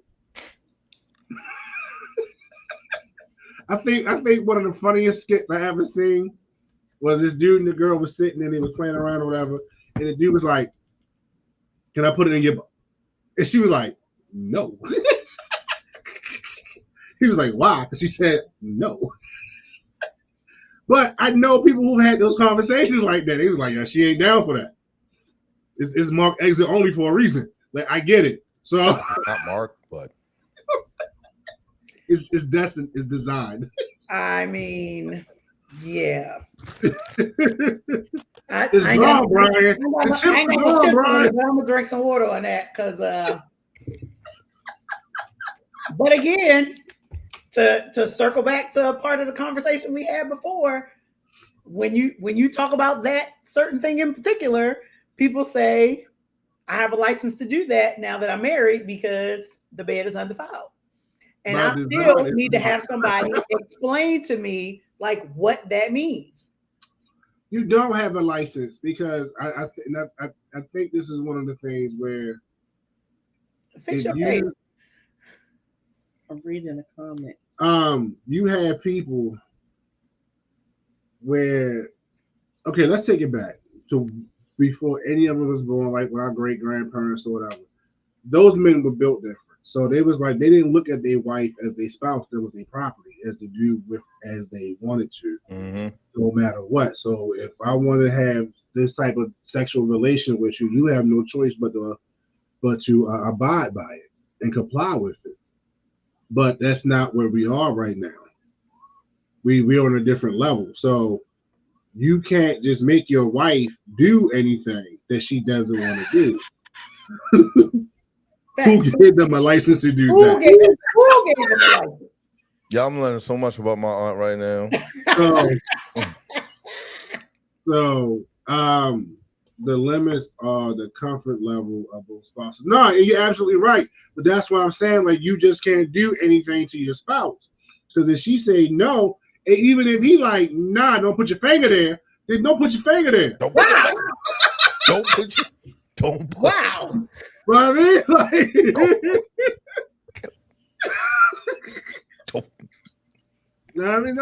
Like no Diddy, don't put your finger there.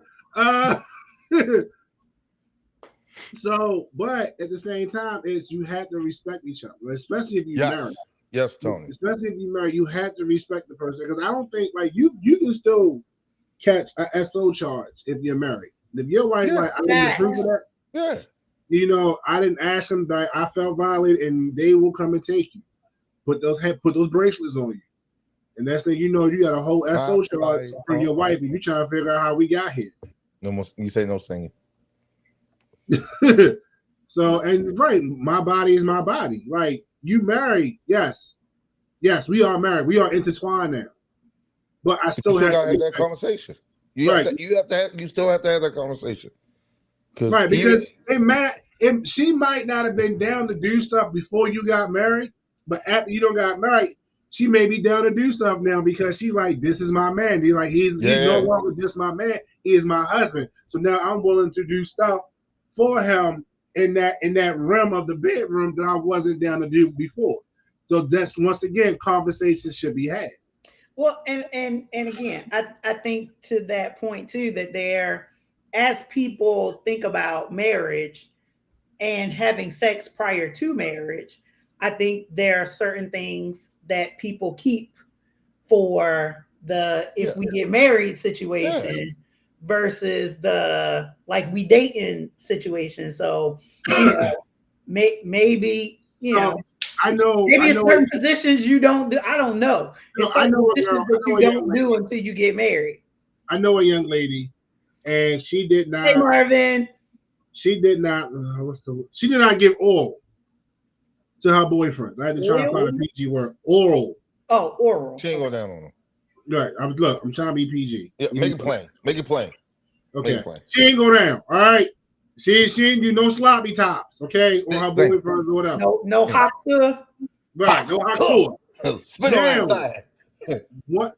Once she got married, that's my bedtime. She's been married, but we've been married going on 10 years. So she's been married for like 8 years. Once she got married, that was put on the table for her husband because she said that's only something that her husband would get from her. And once they got married, he was able to enjoy that particular act from her. So there are, and I know there's people out there that's like, I'm not going to do that until I get married. Brian, the wheels turning in your head? No, because it's funny you say that because I used to date a girl that never did it. She wouldn't do it no matter what I may have done to her. She wouldn't reciprocate it. And a lot of people was like, is that a deal breaker for you? Technically, it's not. I'm not. I used to have this conversation with my wife. I'm like, I'm not one of the ones who always had to get it. When I got it, it's cool. But to me, I felt like it was never no right way to ask for it. Like it always felt like you get what I'm saying? Like it was never a right way to ask for it. Like you just put in her face and she's like, what the hell you doing? Right, like it was never. I don't care if you've been married 6 months or 60 years. There was never a right way to ask for that. Like it always sounds, and to me, I probably get a lot of flack for this. It always sounds so derogatory to ask for that, and that's probably just the kind of person I am. Now, like I say, if you did it, cool. If you don't did it, do it, cool. Keisha next door probably will do it, but again, Kevin, that's a conversation you have to have with that person. Because sometimes, again, if you told me that that's not what you do, it's not a deal breaker for me. It's not a deal breaker for me. If you do it, cool. Not, but it's just I just felt that there never was a right way. But I do know some people, some women and men, who reserve certain sexual acts till after they got married. Like some guys won't, do back shots till after they get married. Like it's crazy some of the conversations I had. Once everybody knew I was doing this Married Life podcast, you'd be surprised. Yeah. The conversations married men and women say to me now. That's why I say I'm gonna do that. I think you should write it down. Make sure you write it down so you can make sure you do it. No. But that to me, that's such a interesting thing that in marriages that people are so uncomfortable about asking for what they want. You know why? Because people think it should automatically happen. They think some married couples think since we're married, I shouldn't have to ask for certain things. You should it's almost like for men and women, it's almost like you want them to be a mind reader. Like you know what people like doing in bed. Like just because you may see it on HBO or wherever you watch it at, doesn't mean that person that you with even one knows how to do it, knows anything about it, or even down to do it. Like again, I guess just the root word, the root source for all of this. You just have to have that conversation with that Yeah. person. You have to talk to them, whether it's 6 months into the relationship, 6 weeks, or 6 hours, depending how that relationship, how that conversation flows. You gotta have that conversation with that person. I'm so sorry. I'm so sorry. I'm so sorry. I can't. Huh? Aunt Peanut. You said this your aunt? Yes. Me and your aunt gotta go to lunch because your aunt that is is- hilarious. That is Shauna's aunt. That is Aunt Peanut. I don't Aunt want to call her my Peanut, favorite I don't aunt. know you, but we gotta go to lunch sometimes because you are So I'm hilarious. gonna say this, Auntie. She ain't got a If you've been paparazzi married- show to do. Like, If get you've been off married here. for 27, if you've been married for 27 years, and if you haven't done it by now, I'm pretty sure he's not going to ask You for need to it. hang it up. He can just go ahead and hang it up. Like at some point in time, maybe like the first 10 years of the marriage, he was hoping and dreaming and just wishing. But you talking about 27 years. And I'm speaking on every man. So he might still dream about it, but when he wakes up in reality, he's like, I know it's not going to happen. He And roll over moves like, on with his life. dang. But this is my point, and Tony put it very Yes. eloquently. Yes. Is that deeper levels of growth and mutual love bring more levels of intimacy. So I feel like as my relationship develops with somebody, that those conversations become more comfortable to have. So then if you ask, then we have conversation about it, and then it might just pop up. Here's the real reality, though. If I can't have this conversation with you, why are we married in the first place? But to Brian's point, like some people, and I'm a firm believer in this. So to Brian's point, that some people just don't know. It could be that they have a lack of the mechanics of it, like the how. It could be that they just don't like to do it. I think because so many people have experienced the sex before marriage space, that when you get to actually be married, you haven't purged yourself of all the people that you slept with prior to you getting married. So you have everybody else's thoughts or activities, or you remembering all the people who were doing whatever to you prior to. So your sexual experience with the person that you married isn't the same. So you're not having them conversations because you think it's supposed to be automatic or what have you, or they don't do it right. So then you don't want them to do it. But I think that I'm different. I'm built different. Because you ain't doing it right. I'm show you how to do it. But that's not everybody, and I agree with that. That certain things, even if you got together, you were having sex before marriage, you stopped, and then you got married, I still got to teach you how to please me, and you got to teach me how to please you. Yeah. But again, that's a level of intimacy that you got to be okay with, because if I tell you to move to the left and you used to moving to the right, don't get attitude. Yeah, like I can't come into a relationship expecting you to have sex like Keisha, and you're not. Like you can't do it. Like that's where the I'm gonna need you stop using the name Keisha. Why? Because you had a Keisha? No. Oh, no, okay. God, no. Because if I had a Keisha, my truck right now could not be named Keisha. Okay. So me and her had this long conversation years ago. She thought I was naming my cars after girls I've been with. I'm like, I'm not. I name my vehicles based upon the personality of the vehicle. So if I ever had messed with a Keisha, my truck sitting outside right now would not be named Keisha. They'll just name it after comic book spots. Huh?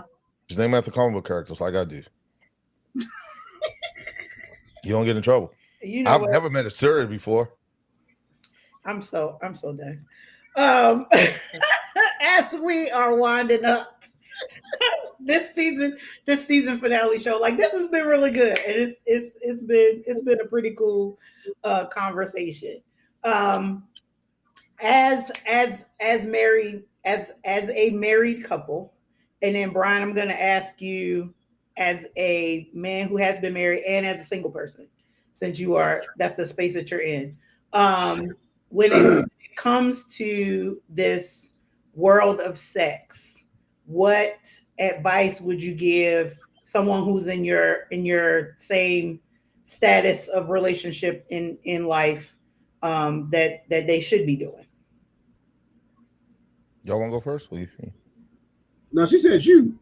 Well, I said y'all, and then I was So, all right, because you said Brian, since you've been married and single, that's why I thought you were talking to him. Oh no. All right, so honestly, be honest with yourself. Be honest with your partner, or whoever you are going to be with. I'm never going to be an advocate for sex out of marriage, but I will be a person of understanding because I've had sex out of marriage, and I will never. And the one thing I refuse to ever be is a hypocrite on the pulpit. Okay, I will never be a hypocrite in the pulpit. I'm never going to preach to you something I've never done or never experienced because that's not truth, and that's not of God. So if you are in that realm, be smart about it. Be honest with yourself. If you are not in that realm, and even as an adult, like there are adults right now that's like, I don't even know how I see myself. Then you need to figure that out. Sex, we joke about it and we poke fun at it, but the reality is sex is serious. Yeah, absolutely. Sex is serious. Things, good things can come from sex, and bad things can come from sex, and that's what the world has taught us. So if you're not careful, if you're not using precautions, if you're just not using good old-fashioned common sense, which I've come to learn in the 46 years of my life, common sense is not common. Just be smart about it. But if you married, you in a relationship, you want to get a little extra freaky, talk to your spouse. Like, baby, we've been missionarying for the last 10 years. Wow. I want to do something else. Okay? I want to switch it up a little bit. Just a little bit. You know what I'm saying? 10 years of saying, I know what you look like now. I want to see what the back of you look like. Wow. I want to see that dip in your back. Right, I want to see that dip in your back. Right. Let's see that arch. Jesus. You know what I'm saying? Gotta tuck your head just a little bit. Hey, put your head in that pillow. Shut up. All right. Just. I'm sorry. No, you're not. I'm not. I'm not at all. Not nowhere near. But still be respectful. Still be respectful.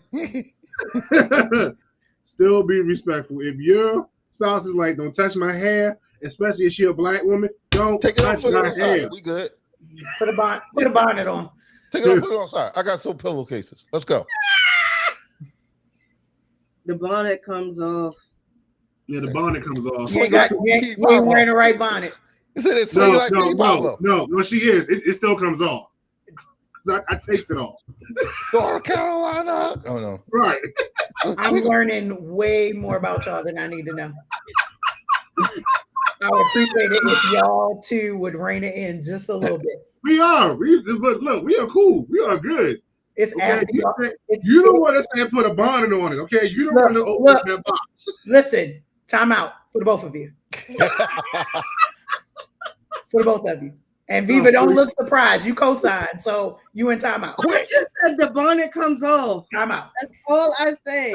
Do it come off voluntarily or involuntarily? Brian, do not help them. Do not help them, because I'm gonna put you in timeout too. Answer the question, sir. Okay. I mean, just pretty much just piggybacking on what Kevin said. I can't stress communication enough. Be honest with yourself. Be honest with the kind of person you want to be in the bed and out of the bed, because what you do outside of the bed affects how you operate inside of the bed. Be honest with yourself, especially when speaking from both ends. Being married, especially being single, especially in today's time, you really have to be honest with yourself. You have to be careful. You really have to be careful. I used to joke with my wife before she passed. If we don't work, the only person I will probably date is somebody I know or had a past with, because I'm scared to date new people to a point where I don't know what's out there. You mess around, catch the Magic Johnson, and be like, yo, like, what's going on? But yeah, I think the key word for me, what's been helping me with anything, Magic Johnson. Yes, he did. I said Magic Johnson. He got that financial aids, like because yo,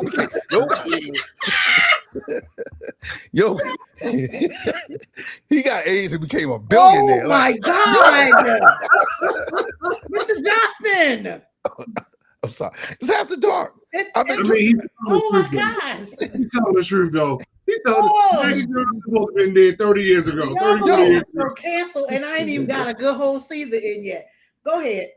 But no, back to I just feel that, excuse me. I feel communication is a key, no matter how you look at it. In either way, whether you're married or single, you have to communicate with your partner, whether he or she may be. You have to communicate them what it is that you want in the relationship, what it is that you want to do sexually. Like you just have to have that conversation where the foundation is laid so that when that time do come, you know where each other is at. You don't want to go there and it's like two ends of the same battery where y'all pushing against each other because y'all haven't had that meeting of the minds, so to speak, to know, all right, this is what she's not into. All right, she wants a silk bonnet, now they're nylon bonnet. She wants this way, that, there's certain, you got to learn your partner. You just have to communicate and learn your partner.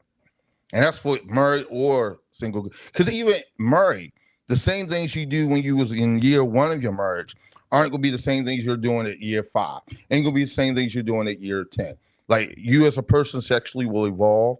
And sometimes your body just doesn't react the same way it did at year 1. It does at year 10. So you just have to, it's communicate. You have to keep an open dialogue. I mean, it's like Bernie Mac said, look, you better get yours before I get mine, okay? Because once I get mine,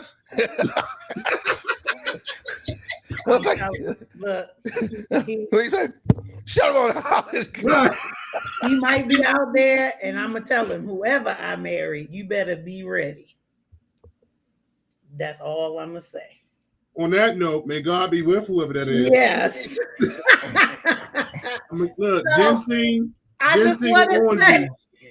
Ginseng and orange juice. Just keep ginseng and orange. Get my ginseng. Hush. Get the 5-hour energy, sir. Them Ginseng, straight ginseng from the little Chinese shop. They come in like the little vials. Them roll packs. Look at the roll packs. Yeah, no, not even a roll pack. Just Look, get the ginseng and orange juice. and this I guarantee you. this supposed to be my best friend right here. Really, Jenny? She can say that because she know you. She do know me, and I know her. So she, this right here, she know better. Anyway, This I guy just Jenny want from the to block. say, to you guys, thank you so much for being a part of my very last show of my very first season of Yes, Coffee Thanks for and having Tea. So you guys have been guests on my show several times over, and I enjoy every single time that you guys are on. So thank you. To all of you that have been a part of this really crazy conversation, thank you for always supporting the show. Thanks for, I know that's right. Come on, Aunt Peanut. Yes. Yeah, I had to put that up there because that's it right there. That's it. Like, God dang it. Don't need a thing. Anyway, I realize every time Brian comes on here, his family comes out, which is cool, but it makes it hard for him to look his family in the eyes at that one. Pineapples. He's gonna look like, oh, he's not the same ever again. He's gonna make eye contact with her for a while. hilarious. But I can't thank you guys enough for supporting the show. I love your comments. I love that you guys get involved. And I hope that you guys will continue to be involved in season 2. Coffee and Tea will be back in February. So we'll be taking the holidays off, and then the month of January to regroup and refresh and to get started. And we'll be back up in February. So feel free, if you have a coffee and tea fix that you just need to get satisfied, that you can go to our YouTube page and look back at our entire season, from our very first episode with my pastors, where we talked about marriage, to this episode where we talked about all things on the left side of it. So The way left. the way left. Way So, left. It was a little bit of right. It was a little bit of right side in there. a little bit, not a whole lot, Eggnog. but a little bit. So as always, y'all don't go nowhere. But to our listening audience, thank you guys. Thank you. And we will see you in February.